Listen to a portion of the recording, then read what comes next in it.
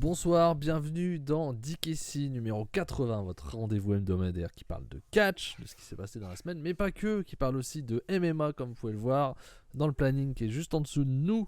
On va parler de l'UFC 300 notamment, très gros chiffres, très grosse carte, très gros show, très gros chaos. Et celui qui fait le mime blanc ce soir, qui est donc avec moi, c'est Fab, bien entendu, comme d'habitude. Bon, salut Fab, comment vas-tu ? Bonsoir. Non, non. Ça, le mime, ça ne va pas. Bonsoir à tous. Bonsoir à toi aussi. Bonsoir. J'espère que vous allez bien. J'espère que vous avez passé une bonne semaine de catch après WrestleMania. Nous, en tout cas, on a passé de bons petits moments. Alors, plus en MMA, je dirais, surtout. Mais je sais pas si beaucoup ont regardé l'UFC 300. J'imagine que Aspinal l'a regardé. Bonsoir à toi. Même si Aspinal n'était pas là, bien sûr. Non, poids lourd n'était pas là, même. Il n'y avait pas de poids lourd. Pas de poids lourd. En effet. Oh, est-ce qu'il y avait vraiment pas de poids lourd avec Pereira, je sais pas. Et même avec Hill. Oui, on en reparlera. Surtout Hill. Mais je suis pas sûr. Je pense que Pereira était plus lourd en poids. Parce qu'il a repris 14 kilos après la pesée. Ouais, c'est démentiel. Et t'imagines qu'avant il était en middleweight. Donc c'est hallucinant quoi. Bref. De quoi n'allons-nous pas parler ce soir, mon cher Fab ? C'est une très bonne question. C'est une très bonne question. Merci de me l'avoir posée. On en parlait là juste avant de lancer. On va pas parler du Bayer Leverkusen qui est officiellement champion d'Allemagne. Ah, ça y est, c'est officiel ? C'est officiel, oui, ça y est, c'est fait, c'est plié. Ouais, il n'y a plus trop de doutes depuis un moment, mais. Ouais. Donc voilà, c'est le premier titre de leur histoire. Non, mais voilà. C'est le premier, ils n'ont jamais gagné les Leverkusen ? Okay. Jamais rien gagné, même, je crois. Voilà. Bravo, Xabi Alonso. Costaud. Surtout ça, ouais. Bravo. On va pas parler de la défaite de Paris contre le Barça cette semaine ? On va pas parler de la défaite européenne des clubs français, surtout. C'est vrai que Marseille a perdu, Lille aussi. Ouais, on est bien là.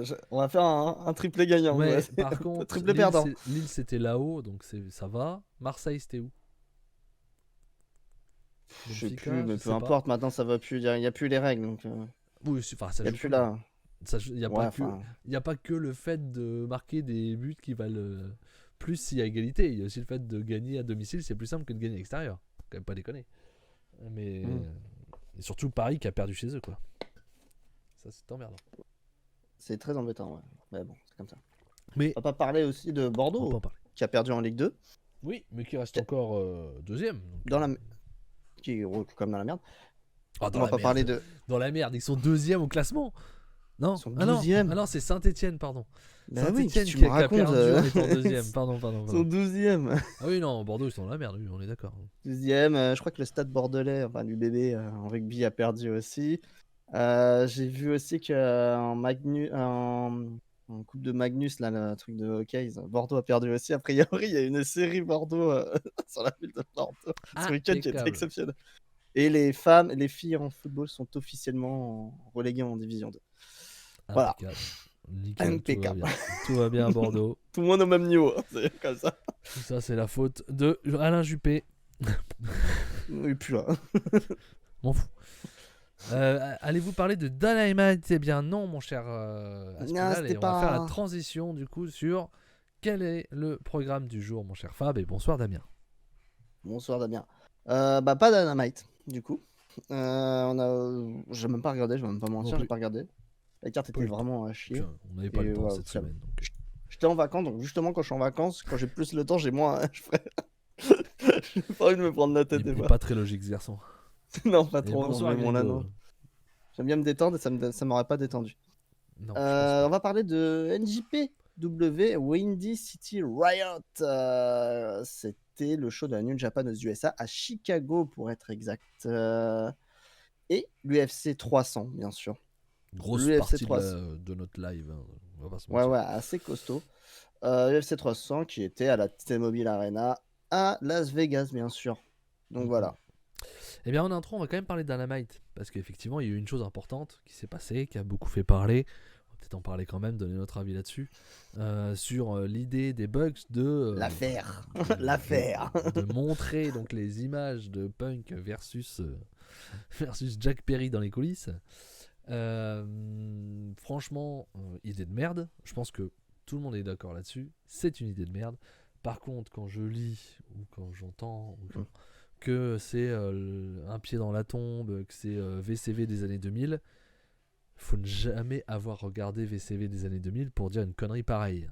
Parce que c'était toutes les 5 minutes. Non Dans un show seulement de 2 c'était heures. toutes les 5 minutes et tu n'avais aucun catch in ring. Ouais, c'est clair. Ça n'a Que là, il y en avait. aucun fucking rapport. Donc, Surtout, bon, après, c'est pas le bon exemple. C'est pas le meilleur. C'est pas le meilleur Dynamite de l'histoire, mais il y a eu des matchs quand même. Il y avait des matchs. Puis même, enfin, c'est un Dynamite, au pire. Oui. Oui, voilà. Donc, et en comparatif, oui, c'est une grosse idée de merde. Ah oui. Qui est pas malin du tout. Mais bon, c'est fait, c'est fait. Est-ce que c'est la fin du monde? Non. Je suis sûr que déjà les gens n'en parlent déjà plus. Donc vraiment. Bah oui, semaine prochaine, voilà. on en parlera plus. En comparatif, il y a Dynasty, c'est pas pour mettre. C'est pas pour mettre de l'huile sur le feu, mais voilà, en comparaison, j'avais compté, je crois que c'était Monday Night Raw qui avait lieu lundi. Je crois que sur il y a à peu près 35 minutes, 40 minutes de catch sur 3 heures, par exemple, en comparatif. Donc voilà, c'est vraiment pour comparer, c'est pas la fin de la WWE, c'est rien, c'est une connerie. Fallait pas le faire. Ils vont continuer à surfer dessus, on en parlera avec Jack Perry tout à l'heure. Je pense que c'est le but, tout simplement. Mais voilà, c'est pas malin, ça ira pas beaucoup plus loin, je pense. Et voilà, c'est bon. Ça sert à rien de faire semblant de faire des dramas pour faire parler de soi-même, en fait. J'ai l'impression plutôt que... C'est ça. C'est ça, c'est vraiment le côté. Bonsoir Cookie. Il y a vraiment le côté, on peut tirer à vue, pour faire parler. Je vois pas l'intérêt. Et puis voilà, la comparaison de merde avec VCV, franchement, gardez-la. C'est vraiment ne pas connaître l'histoire de VCV et tout ce qui s'est passé pendant plusieurs années pour comparer. Pour comparer ça. C'était vraiment pas bien. C'était vraiment pas bien. Ouais. Bonsoir Mélanie. Bonsoir Mélanie. Vraiment, voilà. Arrêtons un petit peu d'extrapoler et de dire n'importe quoi. Et puis oui, il va y avoir Dynasty la semaine prochaine et tout le monde parlera du show et non pas du reste. Et puis voilà. C'est clair.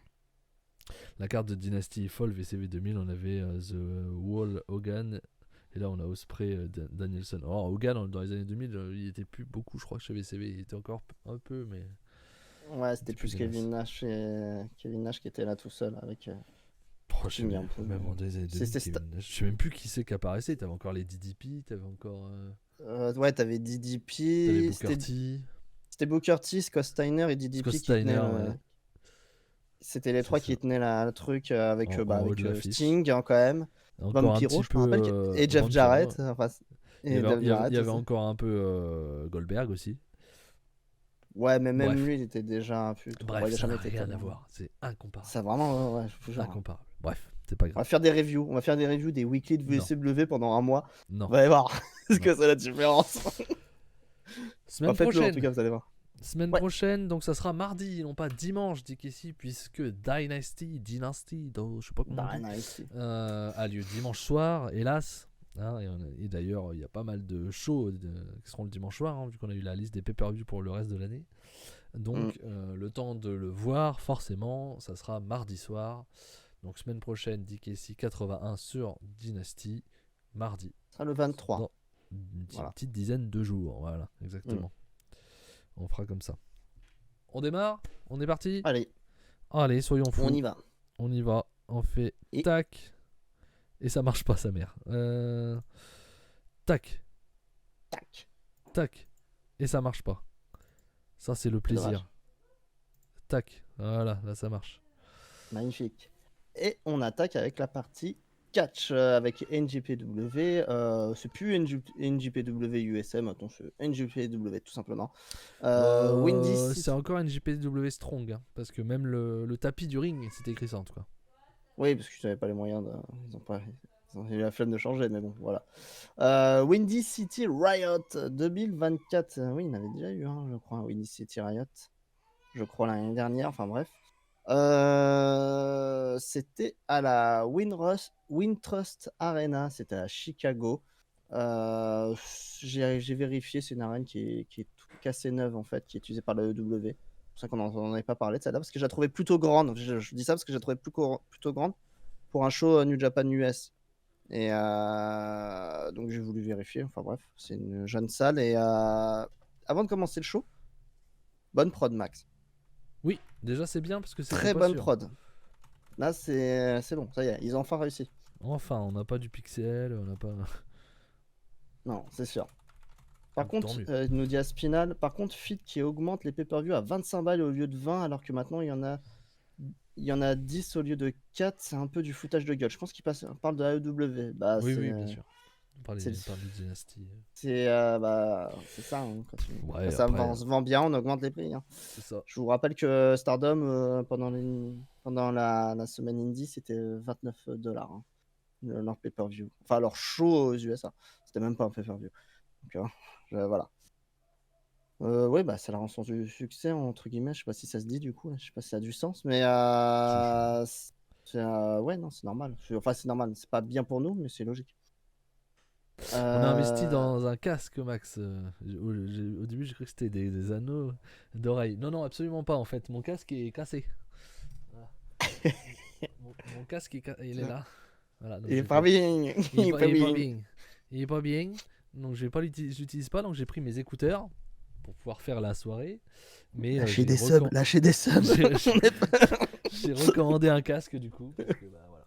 Il a morflé pépère. Donc là pour la soirée, je suis obligé d'y aller aux écouteurs. Donc c'est pas agréable pour moi de rester avec les écouteurs. Moi je suis pas un grand fan des écouteurs inter-oreilles. Donc voilà. Ouais. On fera comme ça. Tant pis. J'aurais mal aux oreilles. Mais ils sont bien. Ils sont bien, on dirait. Ça va, ça passe. Ça fait boucle d'oreille. De loin. C'était commenté par Chris Charlton, Walker Stewart et Veda Scott. Le show avait lieu le 12, il y avait 6000 personnes à peu près, donc une belle attendance. Et on commence le show. Toi, tu n'as pas tout vu, tu m'as demandé conseil, donc je t'ai conseillé, mon cher Max. Ren Narita affrontait Minoru Suzuki. Merci papa. Merci Gengo.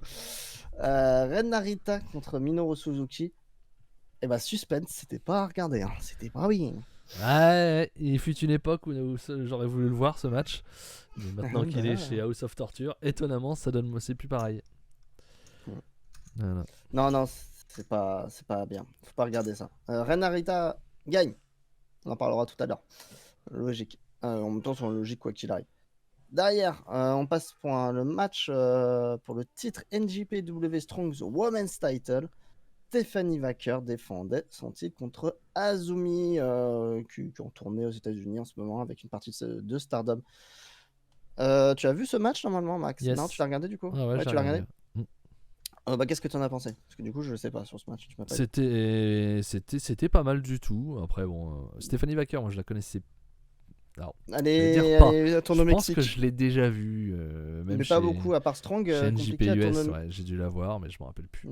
Elle tourne au Mexique. Alors j'avais passé, j'en sais rien. Mais puis Azumi, bon, on connaît son talent. Honnêtement, c'était pas mal. C'était pas mal du tout. Ça marche bien entre les deux, je trouve. Elles s'entendent plutôt bien. C'est très rythmé, j'allais dire assez. Non, c'est très rythmé. Ah oui, complètement. On a eu quoi, dizaine de minutes? Ça doit pas être très long. C'est 10 minutes, ouais, effectivement. Ouais. J'ai pas mis le show sous mes yeux. Tac, voilà, ça ira mieux. Mais non, c'était sympa. J'ai pas grand chose à en dire, mais j'ai passé un bon moment, quoi. C'est un bon 3,5 facile, 3,75 quoi. Ouais. Ouais, bah je suis de ton avis, je suis à 3,75. Moi, j'ai beaucoup aimé. J'étais hypé quand j'ai vu l'affiche. Déjà, Vaquer, ça envoie du lourd, elle est costaud, Ouais, elle est puissante, ça envoie pas mal. Azumi, bah voilà, c'est le futur de la Stardom, si elle reste. Oui. Parce que Ogawa le futur de la Stardom actuellement. C'est ça, oui, Ogawa va faire une conférence sur YouTube et Wrestle Universe en même temps demain ou cette nuit, ou je sais pas. Quoi qu'il arrive, il a perdu Julia. Hein. Ouais. Mais Ogawa l'ancien PDG, l'ancien patron de Stardom, va faire une conférence justement pour parler de sa nouvelle compagnie. Donc voilà, c'est dans quelques heures, je crois. Sur YouTube et Wrestle Universe. Il y a un indice du coup. Donc voilà. Azumi, donc incroyable catcheuse. Le futur du Joshi. Hein. De toute façon, Azumi, elle est encore très jeune. Elle a déjà une grosse carrière, mais elle n'a que 21 ans. C'est très fort. Stephanie Vaquer qui conserve le titre, c'est très bien. Et on a déjà une future challengeuse, parce qu'il y a quelqu'un qui l'a défié juste derrière, c'est Alex Windsor. Et là, ça va être bien. Ça va être bien Ça aussi. va être fort, parce que ça va être très grande aussi. Enfin, grande. Oui, elle est quand même assez grande et costaud. Ça va envoyer du lourd entre les deux. Je sais pas quand c'est. Je sais pas s'il y a des dates qui est fixées. Ça va être dans longtemps, parce que Strong, c'est pas tous les jours. Mais ça va être bien cool. Donc, Si, c'était fixé au mois de mai, je crois. Ok, donc il va y Dans avoir mes un show. souvenirs, il y en a un le mois prochain. Ils avaient annoncé déjà un truc. Je vais Ok. vérifier ça tout de suite. Ouais, Résurgence, 11 mai. Il y aura donc Ok. effectivement Stephen Wacker, Alex Windsor est annoncé. Et on aura aussi un Eddie Kingston, Gabe Kidd. On va en parler juste après, ça tombe bien. C'est Pour la le suite. Ouais. Strong Open Weight, donc le dernier titre de Kingston. Dans un No Qui va Ropes Last Man Standing Match. Oui, c'est vrai qu'ils l'ont annoncé. Pas de corde sur le ring et Last Man Standing entre Kingston et Gabe Kidd. C'est bien, ils font un truc vraiment de rivalité entre les deux. Moi, je trouve ça sympa. Après, les matchs en cool, eux-mêmes, c'est pas. Voilà. On en pas bien. Non. Justement, ça fait une bonne transition, parce que c'était le match suivant. Il a pas fait exprès, surtout. Je crois. Du coup, je te l'ai pas conseillé. Je sais pas Non, si je l'ai pas regardé. Non, c'est pas celui-là. Ah non, c'est pas encore là. Non, en plus, tu dis n'importe quoi. Pas du tout, mais pas du tout. Non, c'est un autre match. C'est un match par équipe qui était pas bien. C'est pour le NJP Strong Openweight Tag Team, parce qu'il y a aussi ce titre-là qui existe encore. TMDK affrontait les Guerrillas of Destiny, qui étaient les champions, je crois. Fred Ressort et Tom Lawler ensemble, et The West Coast Wrecking Crew, donc c'est-à-dire Joran Nelson et Royce Isaac. Ça a duré 9 minutes 56. Et c'est 9 minutes 56 de trop. C'est pas intéressant. Déjà, un match à 4 équipes qui dure 9 minutes 56, déjà pour moi, il y a un problème. Oui. C'est trop court. Hein. Quand t'as 4 équipes. C'est trop court et t'arrives à avoir peu de rythme quand même. C'est ça qui est fort. C'est des enchaînements assez rapides. Il y a quand même Joran Nelson et Royce Isaac. Je trouve que ça devient vraiment une bonne équipe quand même. Honnêtement, les deux WC, on va les appeler comme ça sera plus simple. Les VCVC là. Franchement, c'est une bonne équipe. Hein. Étonnamment, il y a une bonne alchimie. J'ai bien envie de les voir performer plus qu'en dehors de New Japan et dans les petits trucs indie. Il faut vraiment qu'ils fassent quelque chose. Hein. Honnêtement, c'est costaud. Et c'est TMDK qui finit par gagner en les voyant pas du match. Et en même temps, c'est que 9 minutes. Et en filouterie, à la fin du match, ils volent la place de Guerrillas of Destiny, je crois, qui font leur prise de finition. Et leur piquent la place et ils font le tomber et gagnent TMDK, nouveau champion. Balek. Ouais, après, de toute façon, Tag Open, on s'en fout, quoi. Enfin, Tag Strong. Ouais, voilà. Ça n'a vraiment aucun intérêt. Eh bien, passons. TMDK, nouveau champion. On verra bien si leur chef prendra un titre aussi, puisqu'il a un combat pour le titre TV. Ouais, c'est bientôt après. Shota Umino affrontait Jack Perry, le bouc émissaire. Le bouc émissaire. Je ne sais pas pourquoi j'ai fait comme ça. Jack Perry qui arrive sur le ring avec une grosse entrée.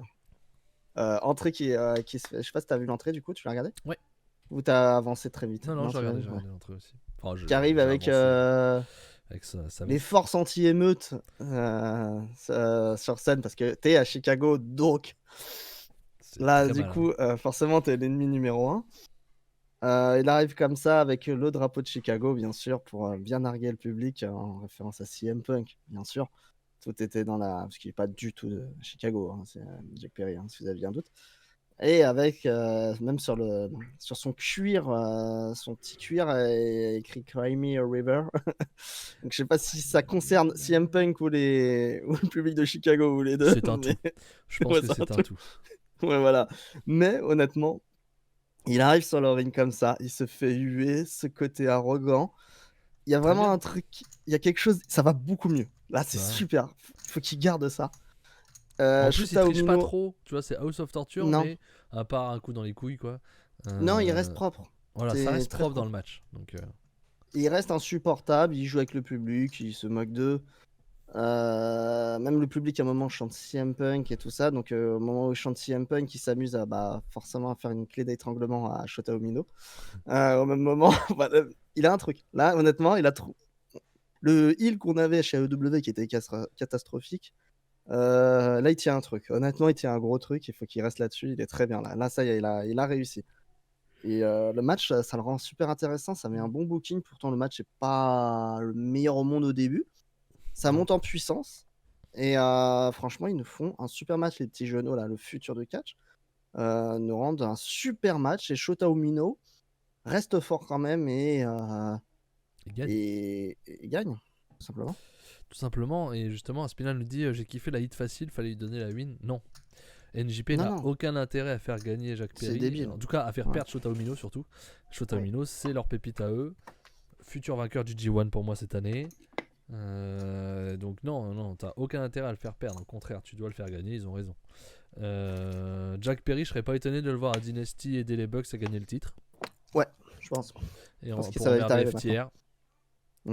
Je serais pas étonné du tout. Ça va dans la logique, dans la continuité de la story. Ça devrait être ça. Et puis voilà, The Elite sera à peu près au complet, je pense. Avec Okada, les Bucks et Jack Perry. T'es pas mal. Et le match en lui-même, comme tu dis, au départ c'est un poil lent. Et puis après, c'est de la hit en fait. Il y a beaucoup de hits au début. Puis après, ça se met en place. Ça donne un bon match. Je sais que toi, c'est dans tes matchs préférés, si ce n'est ton match préféré de la soirée. C'est pas mon cas. J'en ai un autre que j'ai beaucoup aimé. Non, préféré, je sais pas si c'est mon préféré. Je suis assez d'accord avec toi sur le match que tu as adoré. J'étais très étonné. Qui arrive. Qui est que le 3e mieux noté de la carte d'après Cage Match. Notre match préféré. Étonnamment, Et on avance sur le Hiromu Takahashi Mustafa Ali. Ouais, juste avant, il y a Gringo qui nous dit il a pris du cuir avec toute cette histoire. Ce qui m'ennuie, c'est qu'on a appris qu'il avait demandé à être libéré. J'espère qu'il restera. Je pense que c'est un work. Je pense que c'est un work, C'est un gros work. Je lui crois pas une seule seconde. Au contraire. Je veux qu'il aille où. Je veux qu'il fasse. Et salut Jermia. J'espère que tu. Ils auraient pas fait tout ce bordel de toute façon chez EW si c'était pas le cas. Non, je pense pas. L'histoire de je déchire mon contrat et tout, c'est trop de la mise en scène pour que ce soit vrai. Ouais. Si c'est vrai, tu fais pas. Je pense que non. Ouais. Je pense que là, ils vont le faire revenir très très fort, au contraire. Ouais, pour moi, je suis persuadé qu'il est la dynastie. Oui, je pense qu'il fait gagner les Bucks, C'est dans la logique, c'est le booking, c'est les patrons, le Bucks. Donc ils font ce qu'ils veulent. Et s'ils font ce qu'ils veulent, ils les emmerdent. Ils leur signent. Voilà, ça va dans la story. Enfin bref. Mustafa Ali affrontait Hiromu Takahashi dans un match qui dure 15 minutes. J'attendais mieux. C'est un bon match, mais j'attendais quand même beaucoup mieux. Putain, je trouve la note, elle est super dure sur Cage Match. Moi, il est bien. Aimé, 6,5 la note Cage Match. Non, ça c'est abusé. Je pense que c'est tout le... durant le match, en fait, à tout le moment de la peluche qui est assez débile. Qui a pas trop de sens. Je pense que peut-être que ça a énervé les gens, je sais pas. C'est facile, c'est le Japon, de toute façon les gens s'énervent facilement. Voilà. Le match est bon, je suis à 3,75, mais franchement je m'attendais à un 4,25 et un 4,5 avec une affiche pareille. Oui, je m'attendais à un gros truc. On aurait pu avoir mieux, mais ils sont pas là, ils sont en plein milieu de show. Ils sont pas là pour voler le show. C'était pas le but, Ils sont pas là pour voler le show non plus. Moi je suis à un bon 3,75-4 dans ce combat. Je pense que c'est mon deuxième match préféré moi de la soirée, donc je pense que je suis à 4. Je trouve que ça fit bien entre les deux en fait. Je trouve que ça fonctionne très très bien. Les mecs ils se connaissent pas, ils catchent pas ensemble. Et je trouve que ça fonctionne très très bien entre les deux. Ça se trouve bien, les enchaînements sont bons, les esquives sont bonnes. J'étais étonné par la fluidité en fait pour deux mecs qui se connaissaient si peu quoi. Mais c'est un au Best of Super Junior, on aurait eu un 4,5. Oui, ça c'est possible, oui. Je pense, Je pense que non, mais Mustafa Ali c'est un monstre. En vrai, depuis qu'il est passé en free, on savait qu'il était très bon. Depuis qu'il est passé en France. Au final, depuis c'est la même chose, puisque son premier match free, c'est la France. Oui, c'était le premier match. Mais non, mais depuis qu'il est free agent, on savait qu'il a un talent énorme. Il a un potentiel monstrueux. Mais est-ce qu'il arrivera à s'adapter à différentes choses? Et pour l'instant, tout ce qu'il fait, j'ai rien acheté. Je serais pas étonné qu'il fasse un an à l'extérieur comme ça et puis qu'il revienne chez VE. Avec Triple H, ouais. Ça pourrait être bien, Parce que AEW, ça va être compliqué, il y a trop de monde. Donc. Non, ça serait pas étonnant qu'il retourne au Bercail. Donc Donc non, très, très bon match, même si effectivement on aurait pu encore espérer mieux, mais c'est que 15 minutes aussi, hein, faut pas l'oublier. Ils peuvent pas non plus faire des matchs hyper longs dans un show comme ça. Ouais, notre cage match abusé à mon goût. Le match suivant, Ouais, effectivement, le dur. voici, le Riot Rules Tag entre Ouais. les équipes de Eddie Kingston qui faisait face à l'équipe de Gabe Kidd. C'est pour moi le cage match de Wish qu'on a eu il y a un mois et demi. C'est Et puis vraiment. il n'y avait pas de cage en plus. Non, en plus. Mais c'est. En plus, du coup, bah, vraiment de Wish. Hein, mais le match, ouais, non, c'est vraiment. On a voulu essayer de. On a voulu juste essayer, hein, mais ça n'a pas marché. Reproduire ça parce que c'était magnifique ce match. Je parle de celui de United Empire contre BC dernier Gold, match de bien sûr. Coughlin, tu veux dire? Ouais. Non, Oui, je crois qu'il en a refait 2 après en plus, mais la blessure qui s'est ravivée à ce moment-là. Ouais. Coughlin, si tu le regardes. Non, il est pas mort. Ah, C'était Bullet Club, du coup, c'était en gros, c'était Gab Kidd qui avait sa team contre la team de Eddie Kingston. Il n'y avait rien d'annoncé. Et Gab Kidd a fait le simple. Ouais, alors il y en a un que je ne m'attendais pas, je pensais que ça serait quelqu'un d'autre, mais effectivement, Gabe Kidd, c'était assez logique. Il a pris ses gars, enfin, il a pris les boys, il a même pris David Finlay, il a amené BC Gold. Normal. Les Connors. Pas BC Gold, pourquoi je dis BC Gold? BC Wardock, pardon. C'est Connors, Finlay, et celui que j'attendais pas, c'était qu'il y avait Kenta. Oui, avec Kenta qui est toujours Bullet Club. Oui. Surtout il vit aux États-Unis, je crois. Donc, c'est aussi plus simple. Mais je veux dire, dans le Bullet Club, il y aurait pu avoir. Comment? Merde. Akira. Non, pas Akira, non, il n'est pas Bullet Club. Moi aussi, je l'ai, mais je l'ai pas eu. Maloney. Putain. Maloney, voilà. Moi, je m'attendais plutôt à Maloney en fait. Parce qu'en plus, au départ, c'était un 5v5. C'est-à-dire que Coughlin était prévu dedans. Ils ont descendu à 4v4, donc pour moi, c'était Maloney le dernier, quoi. Mais non, peut-être pas de dispo, ouais. Oui, on l'a pas vu sur les tours. Ouais. Et ils affrontaient Eddie Kingston qui avait sa team et il a fait venir United Empire, c'est-à-dire Jeff Cobb et TJP. Et un vieux copain, un très vieux copain, c'est Homicide qui était là. Donc dans un match où ça va taper fort, où il va y avoir des règles hardcore, t'amènes toujours un petit Homicide dans le coin, ça peut aider. Ça peut aider. Après, c'est quand même pas le catcheur de folie. Hein. Ça a été déjà pas dans les années 2000, je trouve, fin 2000. C'était ces dernières années, c'était déjà pas foufou. Alors maintenant. Non, il est connu pour être un peu freestyle, quoi. C'est sa folie qui l'a rendu populaire. C'est ça. Et puis les équipes avec il a eu sa grosse période. C'était quoi? Je sais même plus leur nom. Je sais plus. Moi, en fait, je l'ai connu chez TNA, honnêtement, Homicide. Je l'ai connu avec KLAX, donc je l'avais pas connu avant, donc j'ai découvert après. Je connais chez Ring of Honor, j'imagine, si je dis pas de conneries. Oui, il était chez Ring of Honor avant, bien avant. Et à la même époque de tous les Samoa Joe, etc. Un match, c'était pas bien. Franchement, c'était chiant. Ça dure 17 minutes et c'est n'importe quoi. C'est un bazar complet. Je me suis ennuyé. Je me suis totalement ennuyé dans ce match. Et c'était bien. Il faut y aller. Avec Rocky Romero. C'est 2004-2006. Ouais, c'est logique. C'était ma période. Pardon. Et ouais, non, le match est pas bien. Franchement, tu fais 17 minutes et c'est pas bien. Et ça finit avec le Bullet Club qui abat tout le monde. Et comme encore une fois, en fait. Et ça se finit avec Gab Kidd et Eddie Kingston qui se tauntent encore au micro et qui se provoquent. Et on va avoir le fameux match Last Man Standing, sans corde, sans rien, à la brute. C'est ça, vraiment, donc le 11 mai. C'est ça. Donc on va terminer. J'espère que Kidd va sortir vainqueur quand même. Faut qu'il ramène sortir à la maison. Il faut qu'il gagne, clairement. Ouais. Et ça pourrait être pas mal aidé. Ouais. Chez New Japan, c'est important. Ouais, clairement. Et c'est vraiment le mec qui monte en ce moment. Oui, il paraît beaucoup sur lui. Ensuite, on passe au titre NJPW World Television.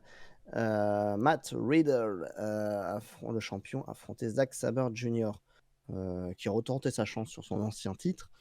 Un match, déjà, 15 minutes, on en rappelle maximum. Déjà, premier point, idée de merde de remettre Zack Sabre sur le titre TV. Ah oui, c'est vraiment parce qu'on sait pas quoi faire de lui. Hein. Ça prouve effectivement qu'ils savent pas quoi faire de lui. Je trouve ça très très dommage parce que Ouais. Saber il devrait être plus haut et surtout quand Bah, il tu devrait vois être son au main match event, hein, du tout jour. simplement, il peut pas. Ouais, bien sûr. Je rebondis juste sur ce qu'a dit Espinal parce qu'on l'a pas relevé. J'ai un problème avec ce show, tout est bien, mais il y a rien de fou. On sent que les mecs peuvent aller beaucoup plus loin et non, on veut pas dépasser les 4 étoiles. Je suis d'accord avec toi. Ouais, c'est Je la trouve tendance. que tout est bien comme t'as dit. Tous les matchs importants, on dirait, ils sont à 3,75. Mm. 4 pour certains, après ça va être à la notation de chacun, mais tout est un peu du même niveau. C'est bien. Moi j'ai passé un bon show de ce que j'ai remarqué, de ce que j'ai regardé, parce que Fab m'avait mâché le travail en m'enlevant les matchs inintéressants. Mais c'est bien, mais il n'y a pas un match exceptionnel qui sort du lot. Malgré tout, je vais spoiler tout de suite, j'ai mis 4,25 à celui-là, que j'ai beaucoup aimé. Ouais. Voilà. Bah vas-y, continue. Comme je disais pour Hiromu et Ali, ça feed super bien, ils s'entendent bien, c'est assez étonnant. Matt Riddle et Zack Sabre, c'est incroyable. Hallucinant comment ça marche. Moi qui suis pas un très grand fan de Matt Riddle, la fluidité entre les deux, elle est épatante. Franchement, j'ai été je suis pas fan épaté. de la personne. Je suis pas fan de la personne, Oui, mais c'est vrai que c'est ça aussi. Moi, en fait, le catcheur, ça va. Qui coince parce que je trouve que c'est un très bon catcheur, au contraire. Mais vraiment, la fluidité entre les deux, la fluidité du match, je trouve qu'ils s'entendent super bien dans le combat.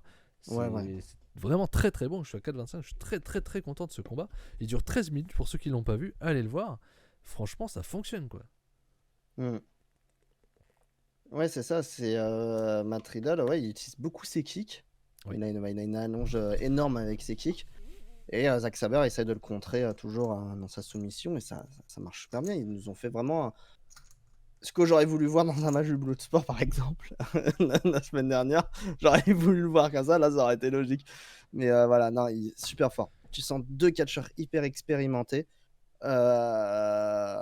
C'est super bien. Et le rythme 13 minutes, donc on est obligé de faire vite tout le temps et se presser et se mettre un vrai gros rythme.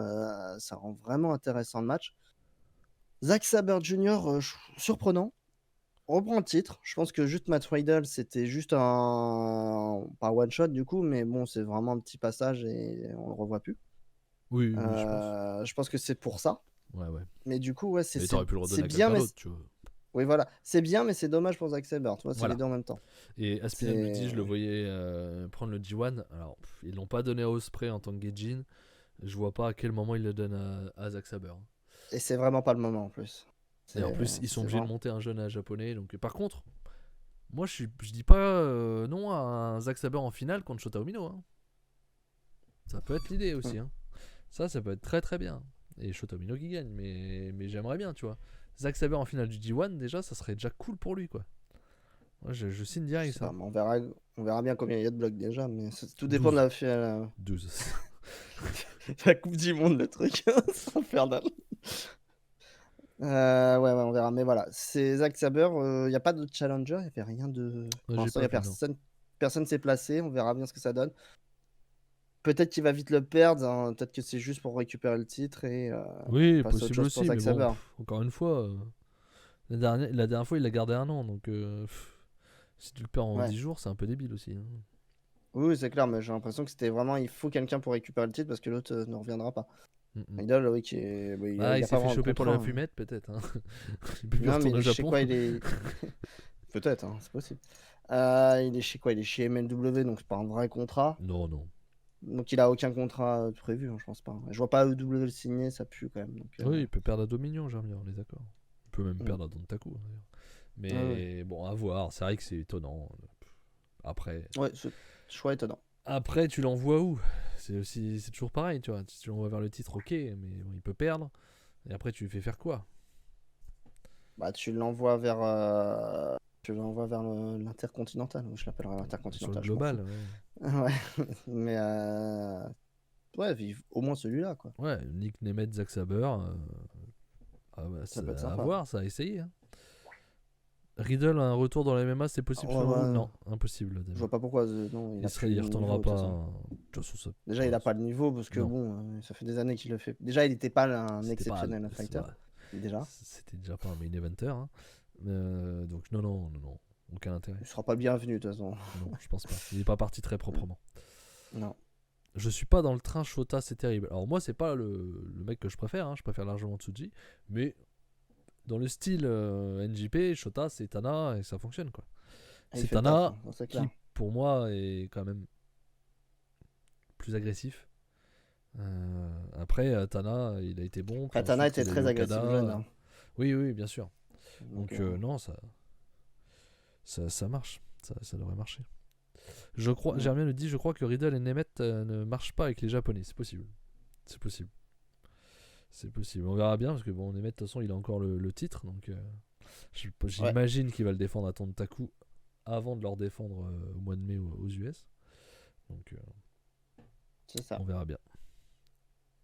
Toi non plus, excuse-moi, Fab, toi non plus, Gringo, t'es pas trop sur Shota et beaucoup sur Tsuji. Alors qu'on soit beaucoup sur Tsuji, ça m'étonne pas, mais je pensais que t'aimais bien Shota Umino quand même, tu vois. Bah, il est très Tana quoi, donc on l'a. Il est très japonais. C'est peut-être... Voilà, c'est ça. C'est peut-être que c'est trop classique et que ça plaît moins aux gens. Ouais, c'est possible. Mais on va pas se mentir, c'est lui qui sera monté en premier. Je pense que oui. On en est persuadé depuis le début. Mais là, on y est presque. On s'en rapproche et ça. G1. Les stories. Je vois vraiment pas à qui il le donne d'autre que Shota. Ouais. Vraiment. C'est clair. Et on va en reparler après. Juste après, ouais. Nick Nemeth Tomoro Ishii, match qui a pas trop de sens parce qu'il est même pas pour le titre. Je sais pas pourquoi ils auraient pu mettre le titre en jeu. Je trouve ça débile déjà. Oui, surtout qu'il gagne. Donc, oui, ça n'a pas de sens. 7-0-3, c'est Osef. Franchement, c'est en 3-25. Franchement, ça me plaît pas plus que ça. J'ai regardé des extraits en avançant. C'était. Voilà. Très banal et ouais. Donc voilà. Après, deux quarantenaires, vraiment, je le rappelle. Oui, bien sûr. Puis Ishii qui continue à perdre. Pas de. Normal. Rien de neuf sous le soleil. Sa carrière, quoi. Je perds. Nemeth, c'est la déception. C'est pas la déception, c'est juste que son statut fait que c'est la star pour faire vendre et c'est tout, quoi. On lui demande pas plus. J'étais curieux. Je l'avais dit quand il est arrivé. J'étais curieux de savoir ce qu'il pouvait faire au Japon. Le peu que j'en ai vu, ça marche pas. Voilà. Non, il fait pareil que d'habitude et ça peut pas marcher. J'étais curieux, mais non, c'est pas. Ça lui correspond pas le Japon. Non. Voilà.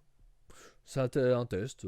Voilà, ça ne durera pas très longtemps. De toute façon, il est signé Tiennet, donc il reste. Voilà, il n'est pas de rester au Japon, donc il perdra son titre avant Dominion. Il a plus le titre. Voilà. Oui, ça, je pense. Ouais. Je pense pas qu'il va faire le G1. Voilà, et ça fait plaisir au public. Les gens aiment bien des stars VVE donc au Japon. Donc, ils aiment bien voir des anciennes gloires. Donc. Je pense pas qu'il sera au G1. Non. Il a pas le niveau. C'est pas pour être méchant, je pense pas qu'il ait le niveau pour aligner autant de matchs. De toute façon. Il peut le faire, mais ça sera avec le fond du panier là, qui est nul à chier. Quoi. Donc je vois pas l'intérêt. Jon Moxley affrontait Tetsuya Naito pour le titre IW. GP, c'était notre main event. Il a duré 20 minutes. Je te l'ai déconseillé, Max. Et tu l'as regardé. Je t'ai pas écouté. Qu'est-ce que tu en as pensé? C'est le seul que je t'ai pas écouté. J'en ai pensé que c'était pas mal, mais que c'était pas fou et que ça mérite pas la note cage match de 8-24 de meilleur match du show. C'était divertissant. Je suis quand même à 3,75, je pense. Ah ouais, putain, pas moi. Non, j'ai pas trouvé ça nul. Après, c'est pas le style que je préfère. Ça, c'est sûr. Max a regardé Naito. Ouah, exagérez pas, les gars. Gringo, quand même. Je suis pire que lui en plus, je crois. Je suis pas un grand fan de Naito, c'est sûr, mais non. Après, Jon Moxley qui saigne, enfin tout va bien, la logique des choses. Classique. La classique. Non, et puis bon, plus que le match, ce qui est important, c'est la victoire de Moxley, quoi. Pour plusieurs raisons. Justement, on en parlait avec Cody la dernière fois. On voyait tous les deux Shota Umino gagner le G1. Et donc je réfléchissais qui tu mettais en face à aller au Wrestle Kingdom. Et la meilleure des options, c'était Jon Moxley. Ouais. Et donc avec Cody, on s'est dit il va peut-être battre Naito, quoi. Même si étonnamment Moxley pas signé chez New Japan, c'est pas trop le genre de New Japan, mais bon, ils ont besoin de faire parler, ils ont perdu du gros, ça fera parler, et patatrac, C'est ce qui s'est passé. Moxley qui gagne contre Naito, qui prend le titre. Oh, pas tratrac, non, pas vraiment. Non, mais patatrac dans le sens. Mm. C'est patatrac, quoi. Oui, mais Pas, c'est c'est pas pas bien. tratrac, je trouve. Si, c'est Oui. patatrac. C'est patatrac. Mm. Et Moxley devient champion VVE, champion AEW, champion New Japan, quoi. La classe. Ouais. La classe. La classe. La carrière C'est- des 3 du Shield, quand même, elle est phénoménale. Hein. Elle est hallucinante. Hein. T'en as un qui restera dans l'histoire de la WWE sur son règne Comme l'un des plus incroyable. grands règnes en temps et en histoire autour, on va dire. Mhm. Même Seth si Rollins qui nous, court on dessus. le décrit beaucoup. Seth Rollins qui pour moi est le meilleur des catcheurs des 3. Oui, est et aussi qui empile les titres. un Et qui gros empile les palmarès, titres petit à petit. exactement. Ouais. Et puis Moxley qui a réussi à être champion, le premier champion VVE des 3, si je me trompe pas. Oui.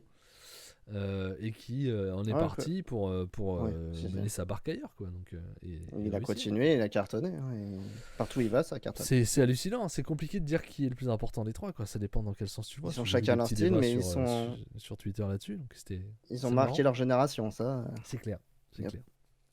Mais voilà, non. Match, franchement, j'ai pas aimé. Je me suis ennuyé. Après, victoire de John Moxley. J'étais très content, par contre, là. Parce que Naito, j'ai beaucoup de mal avec Naito. Moxley qui gagne, moi, j'ai trouvé ça. Et beaucoup de gens ont décrié. Enfin, on fait un peu de bruit, Ah en bon? tout cas. pas Bah non, parce que c'est pas un catcheur New Japan. Voilà. Ouais, mais ça, c'est pas notre problème. Mais On oui, peut oui, être moi, étonné parce que c'est pas leur genre, mais pas notre problème. Mais voilà, Moxley qui gagne, c'est cool. Ah ouais, c'est bien. Ça fait avancer la story. On sait où ça va emmener. Parce que de toute façon, il l'a fait. Hein. Il a défié Umino à la base. Il défie Umino. Parce qu'à chaque fois, il y a Et- quelqu'un d'autre qui va arriver. Ouais, À il chaque- défie Chaque fin de match, il va défier Omino, c'est un autre qui Ça vient lui péter la gueule. Voilà. Et c'est Narita qui vient à la place et qui vient attaquer Moxley qui s'auto-proclame challenger, hein, tout simplement. Et Umino vient sauver son, entre guillemets, mentor. Ouais, non, on installe la story. Pour moi, ça sera Umino Moxley à Wrestle Kingdom. Est-ce que ouais, Moxley peut très bien le garder, mais je vois bien le triangle aller jusqu'au G1, un vrai triangle où Narita peut être finaliste contre Umino. Ça ferait du sens. ça je pense pas par contre. Je pense pas qu'ils vont mettre deux jeunes en finale. Ils Pourquoi t'ont pas mis Tsuji en finale du New Japan, enfin vainqueur Oui, mais de- c'est pas le même. C'est pas C'est- non plus le truc c'est le important. plus. quand même, malgré tout. C'est pas G1 quand même. Non, mais d'accord, mais ça reste important. Je vois Shota Umino vainqueur, mais par contre il battra quelqu'un de plus installé, pas un jeune en finale, pour moi. Il faut d'ailleurs qu'il batte quelqu'un de plus installé en finale pour que ça soit plus impactant. Moi, la question que je me pose là, c'est bon, déjà oui, Ren Narita qui fera face à John Moxley, sûrement à Dontaku, j'imagine. Qui pour parce que Moxley va conserver Moxley contre qui à Dominion pour le gros show Dominion. Tu fais quoi? Il faut du poids lourd, il faut du casse. Ça peut pas être Est-ce qu'ils vont Naito. pas faire Shota quand même, ces cons-là? Et qu'on se plante complètement? Ou alors pour faire une revanche à serait Wrestle trop. Kingdom, Moxley gagne et revanche à Wrestle Kingdom. Tu peux, hein, ils l'ont déjà fait. Hein, ils ont déjà fait. Bah, Okada, pas Okada Omega, je crois que c'était le cas en termes de date. Okada Omega, non, ils ont commencé par Omega Oui, a mais gagné. ensuite- Ouais, mais Omega a gagné son climax pour aller à Wrestle Kingdom et le Wrestle Kingdom est le premier en fait. Donc c'est quand même différent. Ouais. Oui, c'est dans Shingo. l'autre sens. Mais Shingo Takagi, Ouais, je pense à pourquoi Shingo. pas. Mais bon, il est champion pour l'instant, il est champion KOPW. Traf, bonsoir Traf déjà, mais c'est vrai qu'il Mais a non, Traf a Never. raison, ça peut être. Pardon. Ouais, Evil, bonsoir, oh Traf. non, pas Dominion, Mais il a raison. Traf, Mais bonsoir. en vrai, il a raison. Non, Ouais, il pas a Dominion. totalement raison. Dominion, tu vas pas avoir Moxley Evil en main event. Tu vas mettre un. Il te faut un leader, ou alors t'as Finlay, pourquoi pas, Non. qui est, je rappelle, toujours leader, hein, il revient de blessure. Courte blessure d'ailleurs, au final. Juste, il a raté le tournoi. Shingo, c'est pas mal. Shingo, ouais, je pense. Shingo, c'est pas mal, mais il a le titre Never, quoi. Mm. Arrête. Non, mais Traf. je suis d'accord. Arrête. Non, mais il Arrête, a Traf. tellement raison. Arrête. Malheureusement, il a tellement raison. Pas c'était tellement- Non, Dominion, Kenta, les non. gars, Non, pas laissez-moi Kenta, j'aime tranquille. bien, je pense. Trop bas. Non, Kenta. non. C'est bon. Non, mais c'est vrai qu'Ival, ça peut être une vraie possibilité. Ah, vous me faites chier. Je sais pas. Et il y a Forbidden Door, quand même. N'oublions pas Forbidden Door qui est Oui, mais très c'est important après. aussi. Il y a 2 millions avant. Ouais. Narita, Mais Narita, c'est le prochain, donc ça sera c'est déjà dans Taku. prévu, ouais. Mm. Un petit Moxley Evil de 35 à 40 minutes. Et c'est pas bien ce que tu fais. C'est pas bien. C'est pas beau, Traf. Moi, je te voyais dans la bienveillance. Mm. C'est pas bien. Non, ouais, mais ouais, non, mais Evil, c'est plausible, hein. Mais oui, de toute façon, ça va être des challengers de transition, je pense. Et là, pas du tout, en fait. Arrête, apprends le titre. Je comprends pas. Mais non, ça va être des challengers de transition jusqu'au Wrestle Kingdom, mais on a le temps. Oui. Est-ce que ça sera, c'est possible, l'un des rares champions à ne pas être au G1? Peut-être qu'il fera pas le G1, on sait pas. Il peut le faire, il l'a déjà fait. Il peut le faire. Mais Oui, je pense qu'il est capable de faire. Peut-être qu'il y sera pas. Il a fait le tour en Bad luck. Arrêtez. Bad luck. Ah, mais à Forbidden Door, il y a plein de monde, hein. Forbidden Door, t'en fous. Tu peux faire Tu plein de prends un monde américain, de au contraire. chez T'as la Elite, possibilité de donc, prendre un américain, du coup. ça, tu c'est le pas prends. un problème. Mm. Ça, c'est pas un problème. Donc voilà un petit peu pour cette partie Puromania, même si c'était aux US. Pour moi, il fait le G1. Possible, impossible. Mais il y a une possibilité que pour une fois, le champion n'y soit pas, quoi. Ouais. Donc avec la victoire de Moxley, très, très intéressant cette histoire-là, hein, qu'ils vont essayer de nous raconter. Ça va faire parler. C'est ce ils ont besoin de ça en ce moment, hein, avec toutes les pertes. Donc très bien. Moi, franchement, j'ai passé un très bon show et comme je disais tout à l'heure, le Zack Sabre Riddle m'a épaté. S'il y en a un à voir de match, pour moi, c'est celui-là. Il est vraiment très très cool. Ouais, très costaud. Moi, j'ai adoré aussi le Perry Omino. Ouais, toi, t'avais Perry Omino en 2, quoi. Moi, j'avais le match junior Hiromu Ali. Un troisième, moi. Ali Hiromu. Oui, quand même. Ouais. Moxley, champion du WGP, il va affronter un mec à EW ou de New Japan à Forbidden Door. Je pense que ça sera EW, du coup. Tu peux le faire affronter un... Qui tu peux le faire affronter en face? En face, en heel, on s'en fout, il est entre les deux. On s'en fout. Même, tu peux lui mettre Castagnoli. C'est ce que je pensais en plus. Pour le délire, tu lui mets Castagnoli, parce que Danielson, ce serait compliqué. Mais non, tu peux lui mettre Castagnoli, je pense. Ce serait très bien. T'as plein de possibilités chez All Elite. Ouais. Donc bon, on verra bien. On n'y est pas encore, on en est encore un peu loin. Fin juin. Ouais, déjà, qui défend ses titres avant. Dominion, on verra après. Jusqu'au mois de juin, on a le temps. Takeshita, pourquoi pas. Ouais, mais il est toujours signé officiellement. Non, c'est bon, laissez Kingston. Il a eu son moment de gloire, maintenant laissez-le, s'il vous plaît. C'est bon, maintenant laissez-le partir d'AEW comme il avait dit à l'époque. C'est ça. Allez, bim, on passe à l'UFC 300. Bim, qu'est-ce que se passe là? Tac, bim, boum, badaboum. UFC 300, on va vous parler de toute la carte prélim, pré-prélim, l'early comme on dit, etc. C'est ça, l'after. Non, mais tout. On va vous parler de tout, parce qu'on a tout vu. Et c'était bien. Donc on va vous parler de tout ça. On va essayer d'aller vite quand même, parce qu'on est déjà à 50 minutes. Donc on va essayer de pas faire trop long sur les premiers matchs. Premier match, Bantamweight, Figueiredo, l'ancien Flyweight, champion Flyweight, faisait face à Cody Garbrandt, ancien champion Batam, je crois. Si je dis pas champion Garbrandt. Je vais vérifier mes dires, mais il me semble qu'ils étaient tous les deux champions. Mais j'ai un doute dans quelle catégorie. Il a été... Il était Batam, ça c'est sûr, mais... Alors, bam, bim bam boum. Batam, champion Batam. Ok. Il a gagné contre Dominic Cruz et il a perdu contre TJ Dillashaw à l'époque, dans les 2016-2017. Donc ça date. Mais voilà, deux anciens champions, un flyweight récent et un Batam ancien, qui se faisaient face pour cette ouverture de show. Et une victoire de Figueiredo dans un combat qu'il a dominé, clairement. Il a dominé, facilement. Sans aucun doute. Et il gagne... il gagne comment déjà? Round 2. Il gagne un round en soumission, round 2. Oui. Ouais, il l'étrangle. Oui, c'est ça. Il l'étrangle et facilement. Très facilement. Il a même failli le faire premier round déjà. Et c'est domination sans. Oula, Voilà. pardon. Figueiredo qui continue à. Voilà. Belle carrière. Pas encore fini pour lui. Oh non, pas fini. Mais après, ça va être plus dur en Batam parce qu'il est petit quand même. Ouais. Il Mais est bon, il petit a pour un encore de quoi Batam. monter. Donc, Il a encore ce qu'il faut.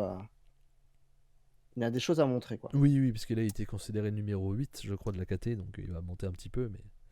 Mais il est pas encore vers le titre de O'Malley. Faut pas aller trop vite. Hein. Puis Encore du vraiment, taf, ouais. O'Malley fait Figueiredo. O'Malley, il fait 2 fois sa taille. Quoi. Je sais pas comment ils vont faire s'ils font ça. Bref, match suivant, Bobby Green contre le vétéran Jim Miller, le seul qui aura fait l'UFC 100, l'UFC 200 et l'UFC 300, puisque Brock Lesnar n'était pas disponible. Lui qui a fait Brock Lesnar avait fait l'UFC 100 et le 200, c'est pour ça que je dis ça. Voilà. Fab, je te laisse commencer. Une guerre. Une vraie guerre. Grosse guerre. Jim Miller qui commence au premier round, qui met la foudre à Bobby Green quand même, hein, qui met en difficulté Bobby Green qui est beaucoup plus grand que lui. Ça envoie du lourd, mais il a tout donné. J'ai l'impression que le premier round, il a tout donné, Pépère. Il a plus de 40 Jim, ans, Pépère, hein, c'est compliqué. Le cardio, ça va pas. Et du coup, deuxième round, Bobby Green, nonchalant, vraiment arrogant, qui baisse la garde, mais qui fait très bien son taf et qui va aligner. Qui se la pète beaucoup, mais il le fait super bien, n'empêche. Moi, putain, j'étais pour Jim Miller. Vas-y, pète-lui sa gueule à ce connard. Ouais, en fait, en gros, Jim Miller, en premier round, il arrive à lui en mettre pas mal. Deuxième round, il tente de rentrer dans la garde de Bobby Green pour lui mettre des droites et des gauches. Trop compliqué parce qu'il se prend la foudre à chaque fois. T'as un sniper. Bobby Green, c'est un sniper et il tape fort a priori parce qu'il recule. Hein. Miller, ça le fait reculer à chaque fois. Jim Miller, tu sens qu'il veut plus y aller. Il veut plus y aller. Il se prend tellement la foudre et c'est la guerre. Il se fait arracher la tronche. Il finit dans un état, Jim Miller. Il se fait défoncer. Je ne sais même pas comment il abandonne pas le match. Enfin, comment on n'arrête pas le match, comment il prend pas un ticket haut. Ça, on va le dire plusieurs fois dans le show, je crois. Ouais, mais ultra costaud le Jim Miller, en tout cas le menton. Mais bon, il a la pommette, la paupière droite, je crois, explosé. Là, alors on parle, il doit passer un sale moment, quoi. Vraiment, ça doit être compliqué. Tête, là. Ça doit vraiment passer un sale moment. C'est une vraie bagarre, comme dit Aspinal. Je pense que c'était son dernier match. Je pense, ouais. En tout cas, là, il a pris cher. C'est une belle façon de sortir l'UFC 300, je pense. Ça laisse des séquelles, un match pareil, hein, honnêtement. Et Bobby Green, on gagne très logiquement ce match. Voilà. Bobby Green qui était 14e, si je me trompe pas. Je sais pas si ça va lui faire changer quelque chose. Hein. On va pas se mentir. Non, mais bon. Il a quand même fait la perfect. Ça va l'aider quand même dans sa carrière. Oui, peut-être. As-tu vu les brésiliennes? Oui, j'ai vu. Jessica Andrade et ça finit par décision. Pas. Non. Next. Honnêtement, c'est Andrade qui gagne et c'est vraiment pas intéressant. Dernier match de la early, de la pré-prélim, de la préliminaire précoce. Match pour les lightweight. Jalin Turner, qui doit être autour de la 10e place. Hein. Il doit être un peu au-dessus de BSD. Faisait face à Renato Moicano, qui a été battu par BSD ou non? C'est son frère qui l'a battu. Je ne sais plus. Oh là, BSD, il a battu lequel des Moicano? Je sais plus. Je vais regarder ça. Je crois que ça devait être Renato, mais il a dû déclarer forfait. C'est son frère qui a remplacé, je crois. Un truc comme ça. Je vérifie. Donc, Moicano qui, un peu contre toute attente, parce qu'il n'était pas favori, va vaincre Jalin Turner. Je crois que Moicano était 13e, si je ne me trompe pas, et Turner 10e, un truc comme ça. Ouais, il n'était pas favori. Et, il va profiter. Je confonds, c'était pas Moicano, c'était Bonfim. C'est les frères Bonfim que j'ai confondu. Ah, bon ça. Non, mais Moicano, belle victoire. Je me souviens rapidement du match, pas trop celui-là. Hein, il m'a pas marqué. Non, c'est pas celui qui m'a marqué le plus non plus, je suis d'accord avec toi. Il m'a pas marqué, mais bonne victoire de Moicano qui va le permettre de beaucoup avancer. Donc c'est cool. Ouais, il va sûrement prendre la place de Turner. Donc, intéressant, et les rumeurs vont bon train sur notre ami Benoît, hein, justement, qui pourrait faire face à Dan Hooker à Paris en septembre, mais Benoît veut combattre avant. Il voudrait combattre en juin, ce qui, je pense, est une erreur. Et Hooker aussi. Hein. Les deux. Et Dan Hooker aussi souhaiterait un combat avant. Et pas contre, mais il veut quelque chose avant. Ça, Dan Donc, Hooker, voilà, c'est autre chose. Il n'a pas pris un KO comme a pris Benoît. les deux ont faim, donc les deux ont très faim, donc il Ouais, ne va mais pas perdre de Benoît, temps. ça serait une erreur. Très grosse erreur pour moi. Il doit se reposer après un KO parce que, attention, que le cerveau, quand tu commences à prendre des KO, dès que tu commences à prendre des coups, il peut éteindre les lumières plus rapidement. On le sait, on en a vu plein des fighters. C'est ça. Prélim, début de la prélim. Donc bon, il n'y a pas grande différence entre prélim. Non, surtout là. Nous avons Sodiq Youssouf qui faisait face à Diego Lopez. Alors, je crois que aucun des deux n'était classé, il me semble. Diego Lopez, c'est sûr. Youssouf, je sais plus. Non, je vais regarder en parallèle. Et en featherweight, premier round, KO. Voilà. Il le défonce, Diego Lopez. Il lui met, qui devrait rentrer dans le top 15, sûrement des feathers. Grosse perf quand même de Diego Lopez, même si c'est passé totalement inaperçu avec une carte comme ça. C'est ça le problème. Et les autres combats derrière, mais grosse perf de Diego Lopez parce qu'il l'allume. Il était très jeune, Youssouf. Ok. Donc il lui fait très mal et il va rentrer dans le top 15. Il va rentrer dans le top 15, il va battu le 13ème, il va rentrer à sa place. Ça sera logique. Et puis effectivement, attention à lui. Ça va être un gars à suivre, même s'il a une coupe de cheveux de merde. Ça va être intéressant. Parce qu'il a vraiment une coupe de cheveux de merde. Comme vous voyez, on voit un petit peu là, donc les cheveux ils font un peu ça. C'est rasé plus d'un côté que de l'autre. Donc ça fait un peu penché comme ça. Et en même temps, t'as les cheveux longs derrière, mais c'est pas vraiment... c'est pas un... Comment on appelle ça, un mulet. C'est pas vraiment un mulet parce que c'est assez fin derrière. C'est dégueulasse. C'est dégueulasse. Ne faites pas ça chez vous, c'est fait par un professionnel du mauvais goût. Ouais, c'est ça. Mais même le coiffeur ne devrait pas accepter. Je disais, c'est horrible. Voilà, oh non, mais c'est pas un coiffeur, ça c'est lui-même, c'est pas possible. Aspinal demande si on peut lancer un débat sur le cutting. C'est de la merde. Je suis totalement contre. C'est de la merde, c'est dangereux. Mais tu peux difficilement l'empêcher. Ouais. C'est-à-dire que si tu fais pas de cutting, bah les mecs ils vont. Le fait de faire un cutting, ça permet au moins de le faire une journée avant, la pesée, 24 heures avant, et donc de laisser les catcheurs, les fighters, reprendre de l'énergie, notamment de l'eau. Si tu ne fais pas un cutting officiel, les gars vont quand même cutter. Sauf que ils devront le faire le jour du combat. Et ça sera encore plus dangereux. Et ça n'empêchera pas les gars de le faire. C'est pas que l'histoire, c'est pas que le MMA, ça vaut dans la boxe aussi. Et il y a cette merde dans la boxe aussi, dans tous les sports de poids. Ça, c'est fort. C'est un problème. Il n'y a pas de bonne solution en fait. Ouais, mais c'est vrai que oui, en MMA c'est assez flagrant, mais oui, mais je crois que c'est assez. Dans la boxe c'est pareil, c'est dans la boxe il y a des poids, c'est hallucinant, qui perdent et qui reprennent en 24 heures, sont assez hallucinants. Pereira qui a repris 13 kilos, on est d'accord. Et faut s'imaginer qu'en plus là il est en light heavyweight, il avait réussi à cutter jusqu'à être en middleweight au départ. Tu peux pas justement, comment on peut l'interdire ou contrer ça? Tu ne peux pas. Tu ne peux pas empêcher un mec de baisser son poids. Sauf que là, le cutting permet qu'il soit moins en danger parce qu'il a 24 heures pour reprendre de la flotte. Voilà. Alors, j'imagine que si tu fais un cutting le jour du match, si tu fais une pesée le jour du match, le cutting sera moins fort. Ils seront obligés de faire un cutting plus doux. Avec, au lieu de perdre 10 kilos, ils en perdront peut-être que 5. Mais il faut ça changera pas la problématique, ils vont quand même jouer là-dessus. Ils joueront là-dessus. Tu peux rien faire. Le poids de forme de BSD, c'est sûrement middleweight. Il descend de 2 catégories, je pense.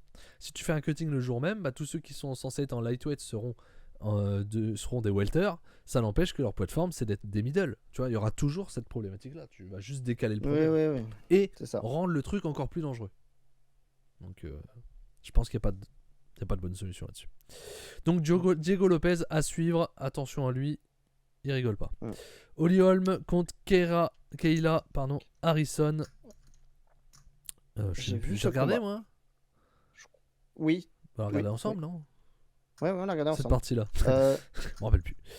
Holly Holm, qui est une vétéran de l'Octogone, connue notamment pour avoir éteint Ronda Rousey. Ronda Rousey, exactement. Voilà, très connue pour ça. Ouais, c'est sa première. Ouais, c'est ça. Et Kayla Harrison, qui est arrivée récemment, je crois que c'est son 2e combat à l'UFC. Championne de judo, je crois. Non, c'est même son premier combat. Premier combat. Ouais, premier combat. Premier combat, elle a débarqué. Je crois que c'est une judoka de mémoire. Ronda Rousey. Et elle a fait. Ouais, voilà. Je suis d'accord avec Aspinall. Impressionnant. Après, elle a affronté une vétéran qui a plus de 40 ans, attention. Oui, voilà, mais c'est pas n'importe qui non plus. Mais Harrison, attention quand même. Déjà, elle a un physique. C'est une déménageuse. Elle a une puissance incroyable. Elle a mis au sol Holly Holm. Elle ne pouvait plus rien faire. Elle n'arrivait plus à bouger. Elle l'avait immobilisée au sol. Elle a résisté un round. Au deuxième, ça a craqué. Elle a dû abandonner. Elle l'a étranglée. Elle l'a fait abandonner. Mais c'est une machine de guerre, Harrison. Hein. Après, on va voir avec quelqu'un de plus jeune ce que ça va donner. Mais le physique, déjà, est tellement fou que va falloir aller la chercher, celle-là. Franchement, très impressionnante. On verra. C'est vrai que moi, le féminin, pour l'instant, je m'y intéresse pas à des masses. Donc, je ne peux pas trop donner mon avis là-dessus. J'ai plus de mal à voir des femmes se frapper que des hommes. Voilà, c'est comme ça. Mais bon, là, franchement, voilà. Elle a fait forte impression en tout cas. Match suivant. Kelvin Qatar, le numéro 8 des Featherweight, faisait face à Aljamain Sterling, le numéro 2 des Phaser. Non, Batam. Moi, j'allais dire une connerie. Le numéro 2 des Batam. Il n'est pas le numéro 2 des Featherweight parce que c'est son premier match en Batam. Il change de KT, il monte de KT et donc pour sa montée, ils lui font faire face au 8ème. L'ancien champion Batam qui a été battu donc par O'Malley, qui était favori, a gagné à la décision dans un match chiant. Pas le mieux. Non, chiant. C'était chiant le match. Non, faut dire autre chose. C'est pas le mieux. Non, il était chiant, il n'y a pas eu grand chose. Après, facile à dire qu'on est pas dedans dans la cage. Sur notre siège, hein, c'est facile. Mais oui, maîtrise totale de Sterling, on est d'accord, Spinal. Ah oui, il l'a dominé. Mais c'est pas intéressant. Logique, mais ouais, on sait pas. Pas enflammé quoi. Il l'a dominé, il l'a maintenu, mais il n'a pas eu beaucoup de solutions non plus quand même. Il a galéré. À noter que j'ai vu dans une anecdote sur Twitter, comme quoi en finale, peut-être que ça a déçu même Dana White et le staff, parce que c'est le seul qui n'a pas eu le droit à l'interview. Par contre, tous les vainqueurs qui allaient sauter sur Dana White, c'est bon quoi. Ah bah ça c'était sûr. Hein. Je veux les 300K, bah enculé. Mais voilà, Sterling a été le seul qui n'a pas eu le droit à son interview. Donc ça veut dire ce que ça veut dire. Ça veut dire que il sait comment se faire entendre, hein, Dana White, généralement. Il va falloir faire le prochain coup, Sterling. Voilà. C'est comme Leon Edwards, on s'ennuie, mais c'est très fort. Oui, c'est oui, c'est costaud. D'accord, la comparaison est bonne avec Leon Edwards. Oui.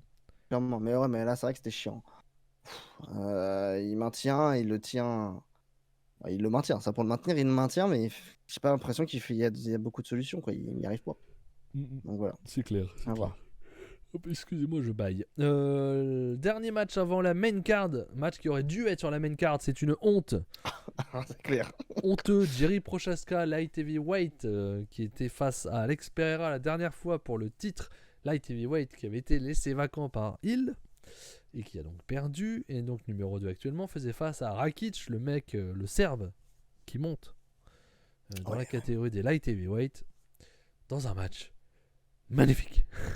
Une guerre. 2 rounds, une guerre de mecs tarés qui sont dans leur monde, qu'il faut pas croiser dans la rue. Les gars, ils se foutent sur la gueule, ils se défendent très peu, et ça donne un match super. Mais ils esquivent beaucoup. Ils se défendent très peu, mais ils esquivent. Par contre, c'est des rois de l'esquive. Ouais. Grosse domination de Rakic, même durant tout le combat. Au final, je trouve, Rakic va le dominer Prochaska, il met la distance qu'il faut, il arrive à le toucher tout le temps, il lui défonce les jambes. Il lui met des leg kicks durant tout le combat, il lui en met une quinzaine, une vingtaine, il lui arrache la jambe. Mais il tient debout, hein, Jerry. Il est solide, et Prochaska, en fait, tu sens qu'il est dangereux. Prochaska, dès qu'il met un coup, il est dangereux, hein, parce qu'à un moment, il le fait il le fait danser au premier round, mais sur un seul coup, mais sinon Rakic le massacre, on va pas se mentir. Au premier round. Deuxième round, c'est pareil. Rakic est puissant. Et là, accélération de Prochaska quand il y a une occasion. Et il arrache en deux Rakitic. Et là, voilà. Là, c'est des boulets de canon de partout, quoi. Qui arrive et là, t'as Rakitic, il sait plus quoi faire. Il se bat en courant. Il sait plus. Il se prend des mines. Le mec est fou. Il est habité. Hein. Prochaska est habité. Moi, hein, j'adore ce mec, quoi. Il est taré. J'adore l'ambiance qu'il donne à ses combats, l'ambiance qu'il donne à les histoires autour de lui. C'est exceptionnel. J'adore ce mec. Ouais, les anecdotes qu'il y a eu avant ce match, il y en a eu plusieurs en plus. Après, est-ce que il y en a une, oui, elle est vraie, l'autre, on ne sait pas. A priori, il s'est enfermé dans une pièce dans le noir pendant 3 jours pour se concentrer sur lui-même. Ça, à mon avis, c'est de la merde. Édulcoré à mort, quand même. Là, ouais, quand même. Quoique, il est quand même assez waouh. Par contre, l'autre, ça a été prouvé parce qu'il a été preuve vidéo. On l'a trouvé au milieu de la nuit, un peu ou très tard, devant l'aréna, tout seul, en train de fixer l'aréna. Sur la place devant l'aréna, tout seul, personne autour. Hein. Oui. Le mec est. Imaginez le mec. Habité. Il est habité, il est en mission. Vraiment, il est en mission. C'est assez fou. Il était pas vraiment favori. Très au sérieux. Rakitic était favori et Prochaska a gagné. Damien qui nous demande prochain match title shot. Non. C'est compliqué parce qu'il vient de se faire battre par Alex Pereira, mais je pense que moi je lui donnerais quand même. Parce que t'as personne d'autre en light heavyweight. Tu veux faire quoi? T'as qui derrière? T'as Ankalaev, tu vas pas mettre Ankalaev, on va se faire chier en plus contre Pereira. Donc c'est il en 1, Jiri en 2, donc à mon avis déjà les trucs vont s'inverser. Le mieux ça serait de faire Jiri. Le mieux, moi je dis, c'est Alex Pereira qui va chercher Aspinall en poids lourd. Et pendant ce temps, tu fais Jiri Hill. Par contre, s'il gagne, c'est chiant. S'il gagne, c'est chiant. Dana, on a parlé justement de ça. Pereira en heavyweight. On en parlera tout à l'heure, mais non, pas trop. Non. A priori, par contre, il veut pas en entendre parler. Hein. Mais parce que Blachowicz, pareil, tu vas pas le mettre. Non. Rakic, il vient de perdre, donc non, t'as pas le choix. C'est Jiri. Hein. Ça sera Jiri s'il va pas. Ou alors c'est Adesanya qui monte. Ça, c'est une autre possibilité. Mais bon. Il a autre chose à faire. Oui, ça c'est possible. Là, pour l'instant, d'abord, voilà. Ouais. Mais la logique des choses, ça serait Jiri qui ait une revanche, effectivement. Alex Pereira Jiri qui était un très bon match, donc tu peux en faire une revanche, il n'y a pas trop de problème. Jiri Prochaska qui a eu ses 300K en tant que représentation de la nuit Fight. Pas Fight of the Night. Il a eu le. Performance of the Night, merci. Ouais.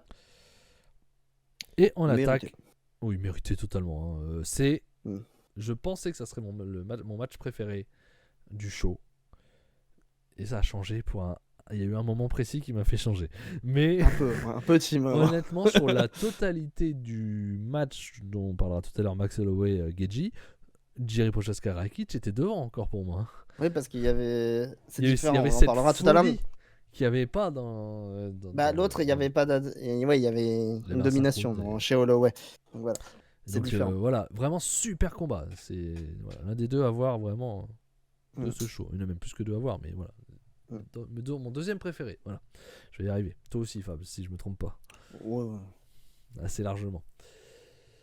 Middleweight, Bo Nickal, le petit chouchou de Dana White, en tout cas, enfin de l'UFC en tout cas, faisait face à Cody Brundage dans un match qui paraissait apparemment pas du tout serré, puisque moins 2100, c'est-à-dire pour les cotes, pour expliquer les cotes quand c'est des cotes comme ça, il fallait mettre 2100 € pour espérer gagner 100 €. C'est pour dire à quel point les bookmakers ne croyaient pas en autre chose qu'une victoire pour Bo Nickal. Et ils avaient raison parce que le Cody, attention, il arrive déjà. Ah oui, il a fini son histoire, elle est terminée. Il arrive dans l'octogone, il combat, mais il arrive, il nous fait des trucs bizarres, il s'est cru dans. Il nous fait des espèces de. Il lance sa jambe dans tous les sens, on sait pas ce qu'il fait. On se croit vraiment dans Tekken, quoi. C'est n'importe quoi. Il nous fait n'importe quoi. Il nous fait des acrobaties. C'est le cirque du soleil pendant 30 secondes. C'est pas du tout efficace. Bo Nickal se met à l'écart. Et après, quand il a l'occasion, Bo Nickal va le mettre au sol. Il va tenir un round. Deuxième round, il va le soumettre. Allez, hop, première fois parce que Bo Nickal va au deuxième round. Donc on verra bien. Bo Nickal n'est pas la star que Dana voit en lui. Oui, Bo Nickal, il a pas le. l'aura, Il on n'a va pas le dire. il a pas Ouais, le personnage. personnage que peut espérer Dana White. Mais par contre, il a une lutte de ouf, quoi. Et puis il est Ah américain. ouais, Et ouais. des lutteurs de ce niveau-là américains, il n'y en a pas des masses. Hein. Et Donc, les Américains adorent les lutteurs. et les Américains dans les lutteurs. Mais actuellement, c'est plutôt vers l'Europe de l'Est. Hein. Ils sont balèzes. Ils se débrouillent, ouais. Ils se Très, débrouillent, très, ça va. très à l'Est. Mais ouais, donc non, on va c'est passer vite costaud. sur ce combat. Bonical, on verra bien. Il parle à Dana White. Il a pas l'air très content d'ailleurs. Je pense Ouais. qu'il n'est pas content d'avoir un adversaire qui n'est pas du tout à son niveau. Il a aimé autre Mais il a chose. raison, Par totalement contre, raison. à aucun moment, Il est Bonical, sur la carte. il est en sur main la, card. main, sur la main card, alors que Jiri et Rakic, le deuxième contre le cinquième, n'y sont pas. Hein. Eux, c'est pas. Aucun des deux n'était classé. Bref, tant pis, c'est comme ça. Mm. Match suivant, on est quand même au deuxième match de la main card et on a déjà Charles Oliveira qui faisait face à Arman Tsarukyan. Arman Tsarukyan, celui qui monte chez les lightweight. Oliveira, celui qui a perdu contre Islam et qui a ensuite gagné contre Geji. C'est Geji qui l'a battu après. Ouais, c'est Ouais. qui l'a mis KO. Qui l'a fait abandonner, pardon. Donc Oliveira, match qui est censé, on verra bien si ce sera bien le cas, mais qui est censé un match pour le titre, pour avoir une chance pour le titre. Et donc Tsarukyan était favori, et bien Tsarukyan vaincra sur décision partagée. Ouais. Alors là, à aucun moment Arman le gagne. On est assez d'accord. Hein. On a pu voir que le solde de Tsarukyan. Ah, alors non. je sais pas de quoi tu parles en fait. Ouais, Aspinall, moi je pense qu'il précise. parle. Non, Si je tu pense parles qu'il du match contre Oliveira ou si tu parles du match futur Non, contre il Islam. parle du match, à mon avis. Je pense. Hein, Si c'est le match contre Oliveira, Tsarukyan pour moi le gagne. Moi j'étais entre Pas de Tsarukyan grand chose, gagne mais. et match nul. Voilà, j'aurais pas été contre un match nul, mais pour moi Tsarukyan était légèrement devant dans ce combat. Il gagne 2 rounds à 1 pour moi. J'adore Charles Oliveira, j'espérais voir Charles Oliveira gagner. C'est Tsarukyan qui a gagné. Charles Oliveira a été très bon dans le premier round. Ouais. Tsarukyan l'a pour moi mangé dans le deuxième. Il prend le 1 et le 3, je suis pas d'accord à Spinal. Pour moi le 3 il est. Non, le 3 il le prend pas. Hein. Il est à Tsarukyan. Clairement pas. Pour moi le 3 il est à Tsarukyan. Ou au pire match nul, c'est pour ça que j'ai hésité. Parce que le 3 il était quand même partagé. Le 1 il est clairement pour Oliveira, le 2 est clairement pour Tsarukyan. Le 3 est plus partagé. Si je devais donner un vainqueur, je donnais Tsarukyan. Mais j'aurais pas été contre un match nul. Voilà. Après, le troisième round, il fait un round intelligent, Tsarukyan en fait. Ouais, mais Oliveira il va maîtriser. Il a failli l'attraper à la fin. Ouais, mais c'est dans les 30 dernières secondes. Tu vois que Tsarukyan se relève facilement hein, en fait quand ça sonne. Ouais, il y a l'étranglement qui dure 30 secondes, mais au final, il a l'air bien. Donc ça peut fausser les juges, hein, c'est sûr. Mais si tu regardes le round dans sa totalité, Tsarukyan l'a dominé sur tout le round. Et juste à la dernière, il a failli craquer sur la fin, c'est vrai. Mais sur la globalité du round, troisième round, Charles Oliveira se fait malmener. Donc, et Tsarukyan a été intelligent, quoi. A fait un troisième round très intelligent. On n'est pas d'accord avec toi, Aspinal, là-dessus. Pour nous, c'est assez logique qu'il gagne, Tsarukyan. Hélas. C'est ça. Hélas. On y arrive, Loïc, on y arrive. T'inquiète, on y est presque. Il est toujours à 2 doigts de le finir, normalement, c'est ce qui compte le plus dans la notation des juges. Pas du tout. C'est pas ce qui compte le plus dans la notation des juges, justement. Et en plus, il n'est pas à 2 doigts de le finir. C'est même pas vrai. Comme tu peux le voir, encore une fois, si tu parles par exemple du troisième round, quand il fait son étranglement, on voit pas sa tête. L'arbitre, il sait pas. C'est pour ça qu'on a des doutes. Mais en fait, dès qu'il lâche, Tsarukyan se relève comme si de rien n'était, en fait. Donc il n'était pas du tout dans le mal. Voilà. On voit qu'il est bien, on en parlera avec les Chinoises tout à l'heure. Mais tu verras la différence. Quelqu'un qui subit un étranglement ou pas. Et bonsoir Loïc.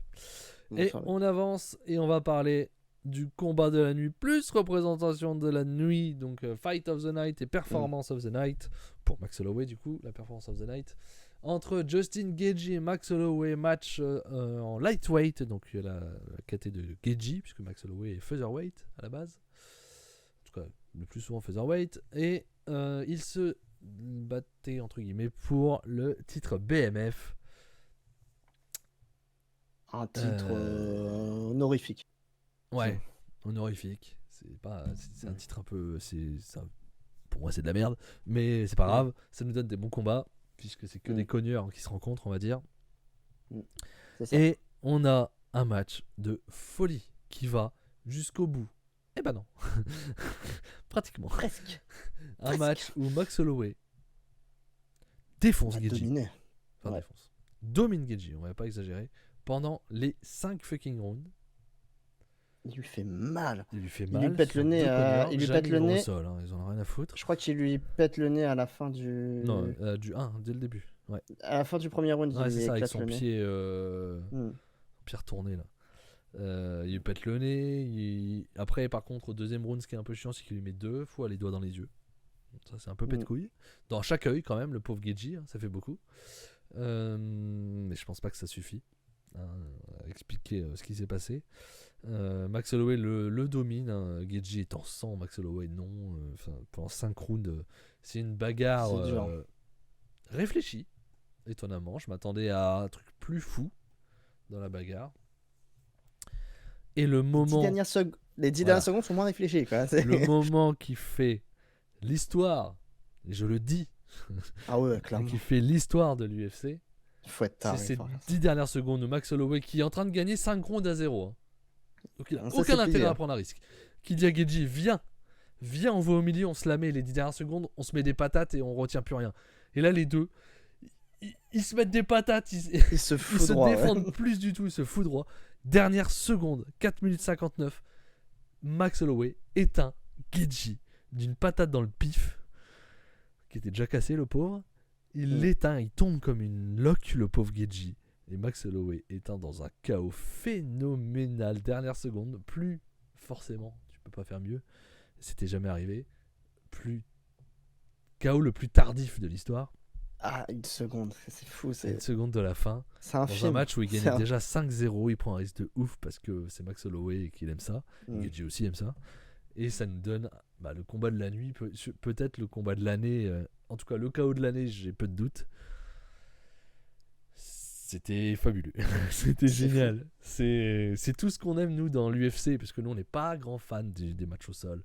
Tu vois, moi, Islam... Ça dépend, mais bon... Rabib est chiant, était chiant à regarder, à mon goût, tu vois, ce genre de choses. Personnellement, je préfère 100 fois des mecs comme ça. Comme Jiri, comme Geji, comme Poirier, comme BSD. Et là, c'est fou, quoi. C'est fou. Dégoûté pour Justin. Moi, j'aime bien les deux, donc j'avais pas vraiment de préférence sur qui devait gagner, tu vois. Surtout que c'est honorifique, etc.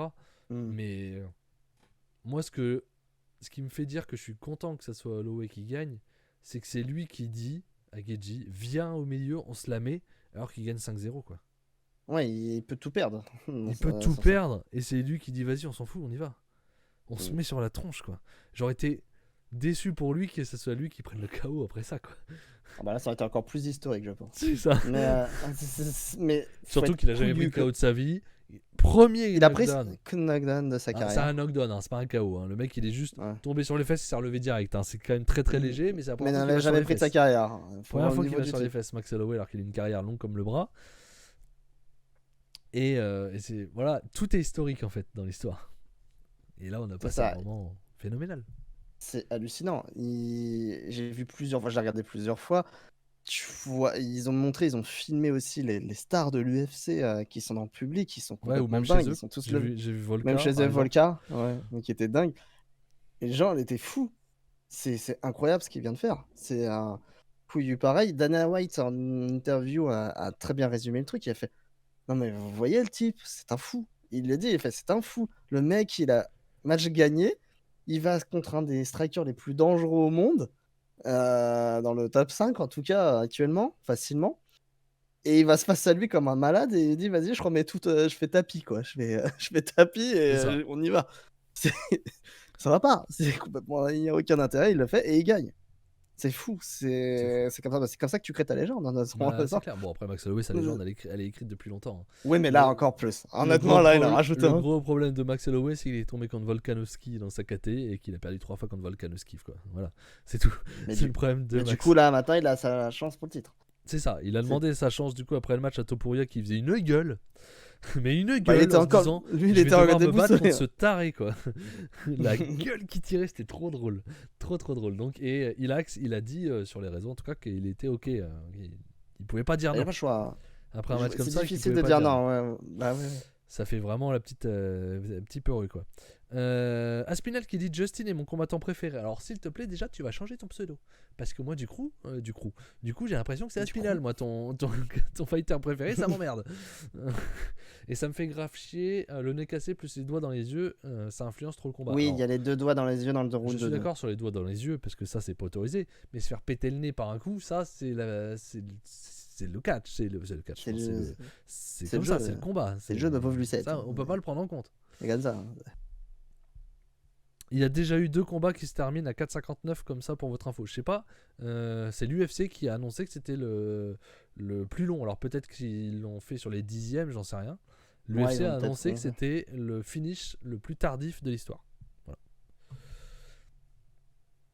Après tu dis à 4,59, oui, mais est-ce que c'est à 4,59 du 5e round? Ça change tout. C'est pas pareil. C'est pas pareil. Et donc, qu'est-ce que je voulais dire? Je ne sais plus. Donc, oui, on aura sûrement un Max Holloway Topuria très bientôt. Enfin, très bientôt, j'en sais rien, mais en tout cas pour le titre. Pour le titre Feather. Ouais. Et on avance sur le match féminin, pour le titre féminin de Zhang Weili, qui faisait face à Yan Xiaonan. Voilà, je sais pas si je l'ai dit bien. Xiaonan. Mais les deux chinoises. Voilà, qui faisaient Yan Xiaonan.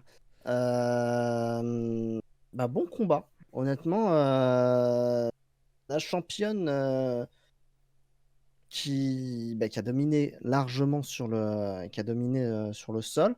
Même sur le striking au premier round, elle domine bien. La challengeuse Yan essaye de bien faire et revient petit à petit. Impressionnant. Par contre, toi, tu l'as pas vu, Max. Tu n'étais pas présent à ce moment-là. Mais à la fin du point. Voilà, pendant que tu épluchais les patates, Weili a fait une clé d'étranglement. Elle étrangle Yan à la fin du round pendant 30 secondes. Et je te jure, parce qu'on voyait bien à la caméra, elle la tenait.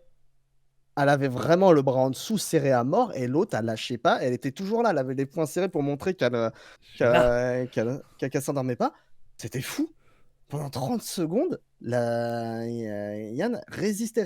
Et même, on lâche à l'étranglement. L'arbitre se jette sur elle au son de la cloche pour voir, ça va? T'es encore là? Et l'autre, elle se relève et tu sens qu'elle n'est pas bien. Elle est crispée. Tu sens que tous les nerfs ont bloqué. Ça va pas. Il y a même l'arbitre qui est en train de lui faire un truc bizarre pour essayer de débloquer des trucs en bougeant sa bouche. Donc, je sais pas, il doit toucher un os pour débloquer le tout. Mais c'est taré. J'ai fait, mais elle est folle. Je sais pas comment elle a fait. C'est complètement dingue. Et derrière, en striking, Xiaonan, elle envoie du lourd. À un moment, elle met un coup de pied à la championne. Elle a fait traverser la cage. Et non, le match est vraiment cool. Mais bon, Zhang va largement dominer parce que dès qu'elle est en difficulté, elle va aller au sol et lui faire. Et là, au sol, elle est redoutable. Mais vraiment, elle est trop forte. Mais la challengeuse va résister et aller jusqu'à quand même à la décision. Et franchement, c'était un bon match. Moi, j'ai vraiment pris plaisir à voir ce match, même si tu sentais que la championne est trop forte. C'est trop forte. Mais franchement, impressionnante. Xiaonan, vraiment, la challengeuse a été très impressionnante. L'étranglement, d'ailleurs, m'a choqué. Hein. C'était fou. C'est fou de résister à un truc pareil et tu sens bien qu'il était bien placé. Quoi. Je sais pas comment elle a fait. Volonté, quoi. C'est vraiment la détermination. Mais voilà. Non, mais franchement, pour un match féminin, c'est toujours compliqué parce que des fois, c'est moins intéressant. J'ai pas de problème, mon truc de femmes se battent, ça me pose pas de problème.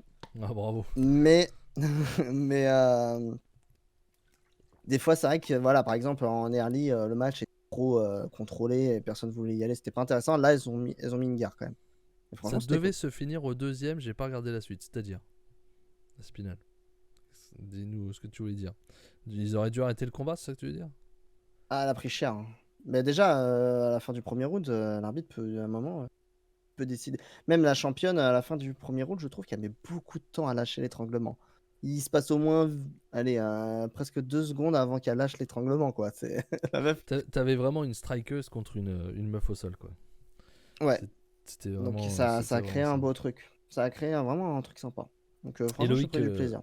Loïc qui me demandait si je voulais faire une purée ou des frites. Je voulais te répondre à l'écrit, mais je sais pas l'écrire, du coup je l'ai pas dit. C'était plutôt des potatoes. J'ai essayé d'écrire, j'ai fait putain, comment on écrit potatoes, bordel de merde. J'ai jamais écrit potatoes. Donc voilà. Oui, elle a dormi pendant 1 minute, j'ai pas compris. Bah justement, elle a pas dormi, c'est bien ça le truc. Non, parce qu'elle avait les poings serrés, justement. Elle montrait avec ses bras, elle était comme ça, et elle montrait bien qu'elle les bras, ils tenaient. Enfin, elle montrait vraiment que elle avait encore de la force. Donc l'arbitre a décidé de continuer. Donc c'est assez dingue. C'était si elle était là, elle était là. Hein. Main event, ça va aller vite. Comme le combat. Alex Pereira, le champion, était face à Jamal Hill, l'ancien champion, qui avait dû laisser sa ceinture vacante après une blessure. Et ce qui a donné donc le match Alex Pereira, Jiri Prochazka.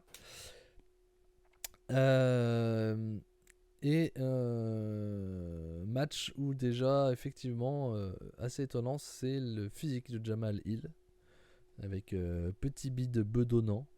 Ouais, il est pas prêt. T'as l'impression qu'il était effectivement pas prêt. Ventre un peu flasque.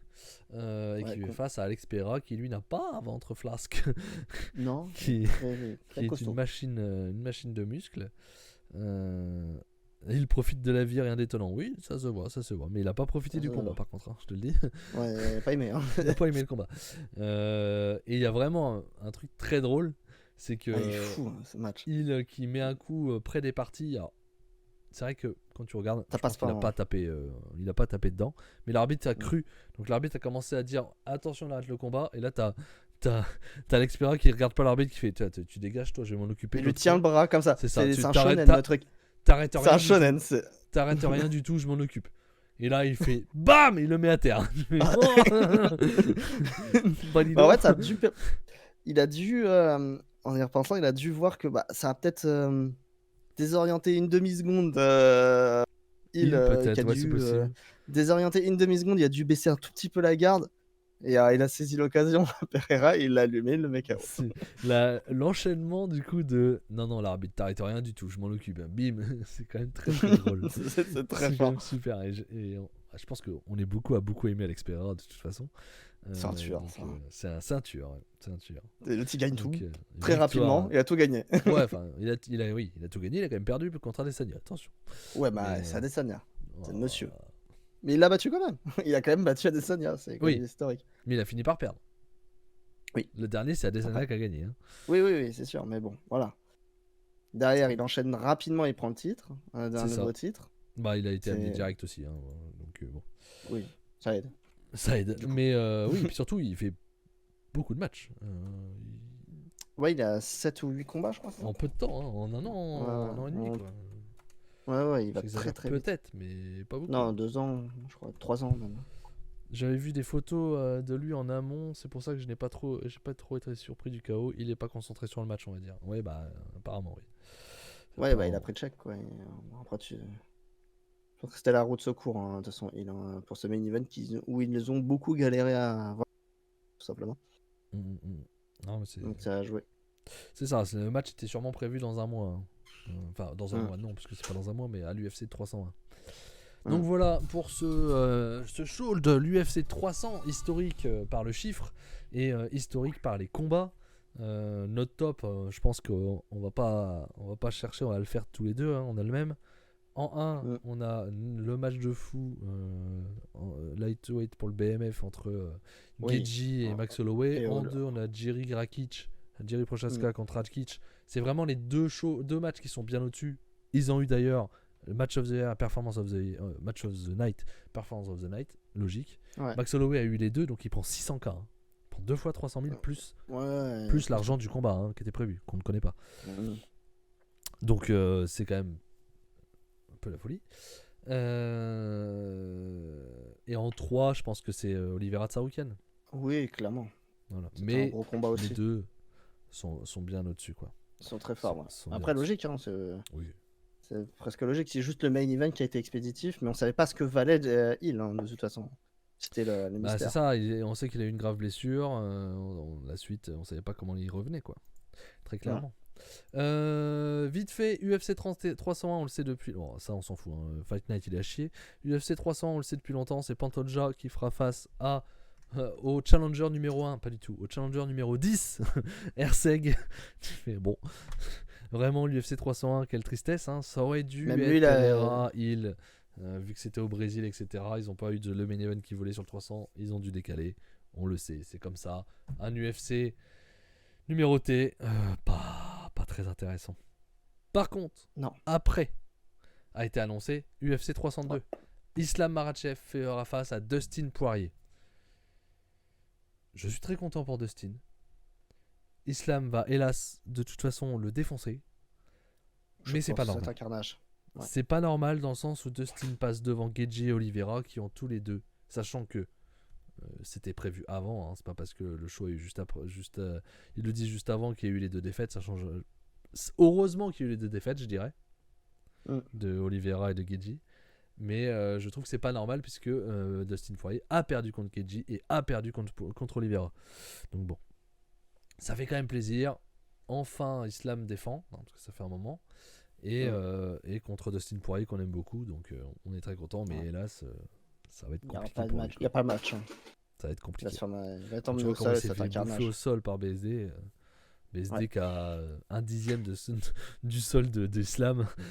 Ça va être un carnage. Hein. Ça va être un carnage, je pense. À part grosse surprise et qu'il lui met une pétate qui l'éteint rapidement, il n'y a que cette chance. Honnêtement, ça peut finir au premier round. Bah, c'est la seule chance pour que Dustin gagne, que ça se finisse au premier round, je pense. Ouais, mais même, Islam peut vraiment l'arrêter. Chance, ouais. Donc ça sera pour le main event du 302. Main event du 303, nous aurons Conor McGregor contre Chandler. Tant pis. Ouais. Bah, au moins, on le fait, vas-y, on arrête avec cette mascarade là. C'est ça. Qui dure depuis un an. Et ouais, José Aldo de retour au Brésil, effectivement. Oui. Ça fout un peu. Hein. Fatigué Aldo. C'est histoire d'avoir, je sais pas, d'avoir un Brésilien important, j'en sais rien. Histoire de le tuer. Pour bien José Aldo, hein, c'est pas le problème, mais. On veut le tuer quoi, je crois qu'on veut lui faire du mal. Quand son dernier combat? Ah, c'était gênant. Non, c'était il y a 2 ans, j'aurais dû plus vieux.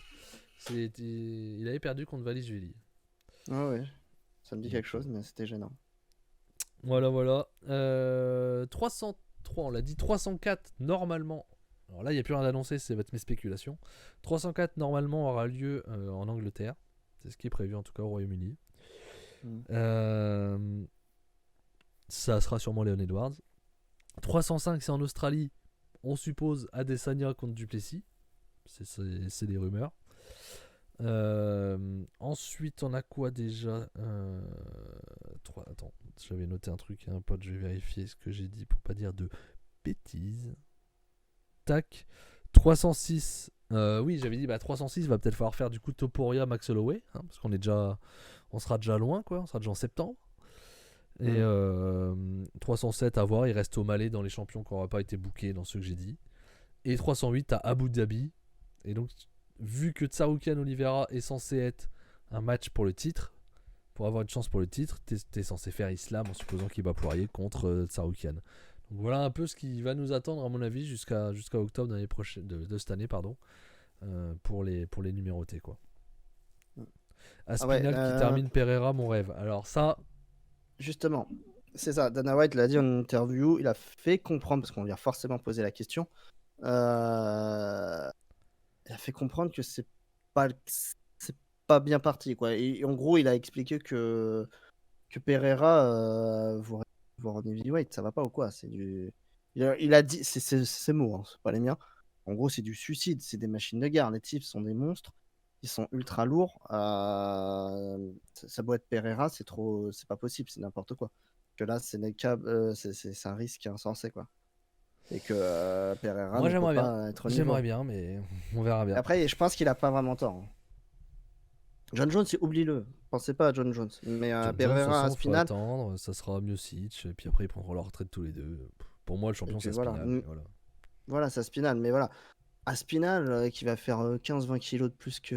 Enfin, j'exagère peut-être, mais 15 kilos de plus que Pereira, ça peut faire la diff. Hein. T'as vu la rumeur qui tourne aussi, comme quoi Gann aurait refusé un combat contre Aspinal en Angleterre parce qu'il a un film? Non. En juillet. Ouais. Il y a ça qui tourne depuis 2 jours. Si c'est vrai. J'ai pas vu du tout.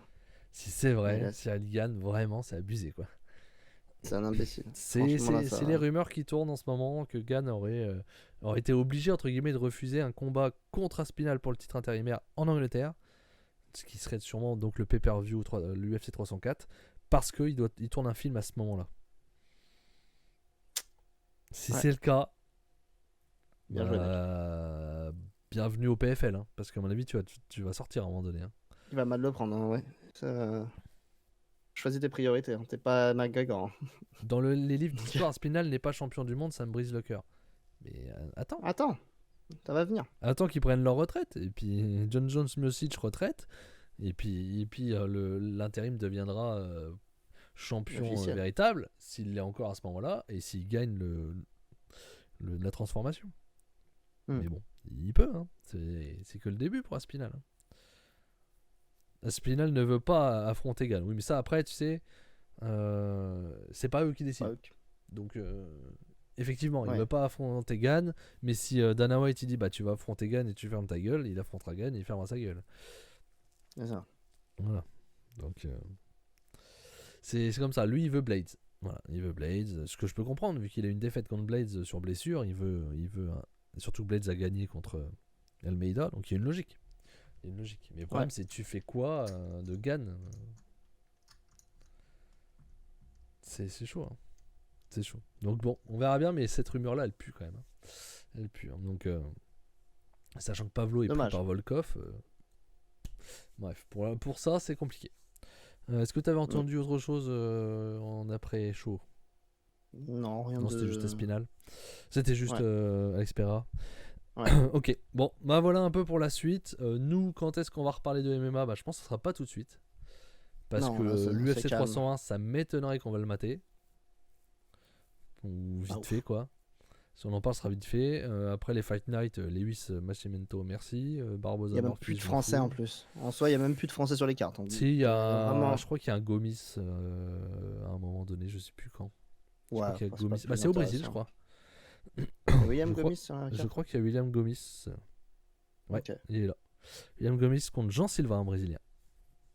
Ok, bon, peut-être que je regarderai ça, mais c'est tout. Et... C'est un pas plus loin. Il n'y a pas une France. Non, il n'y a que lui en français. J'ai un doute. Ouais. Non, mais je pense que le prochain show vraiment. Il va y avoir Kevin Jousset qui devrait être en Australie. Ouais, mais là, on est loin. Mais c'est loin. Mais voilà, il n'y a rien parce qu'ils ont tous ouais, mais ils ont tous combattu récemment. Donc là, ils ont vraiment tous enchaîné. Imavov, il pourrait ne pas trop tarder. Ouais, ça a été, oui. Il reste Imavov. Même s'il a combattu il n'y a pas très longtemps. Mais je pense que la prochaine fois vraiment où on parle du UFC, ça sera le 302 avec Islam Dustin Poirier. Quoi. Ouais. Oui, bien sûr. Donc c'est le 2 juin. Donc il va y avoir une petite pause MMA, je pense. Pour nous, en attendant, on aura bien d'autres choses à parler.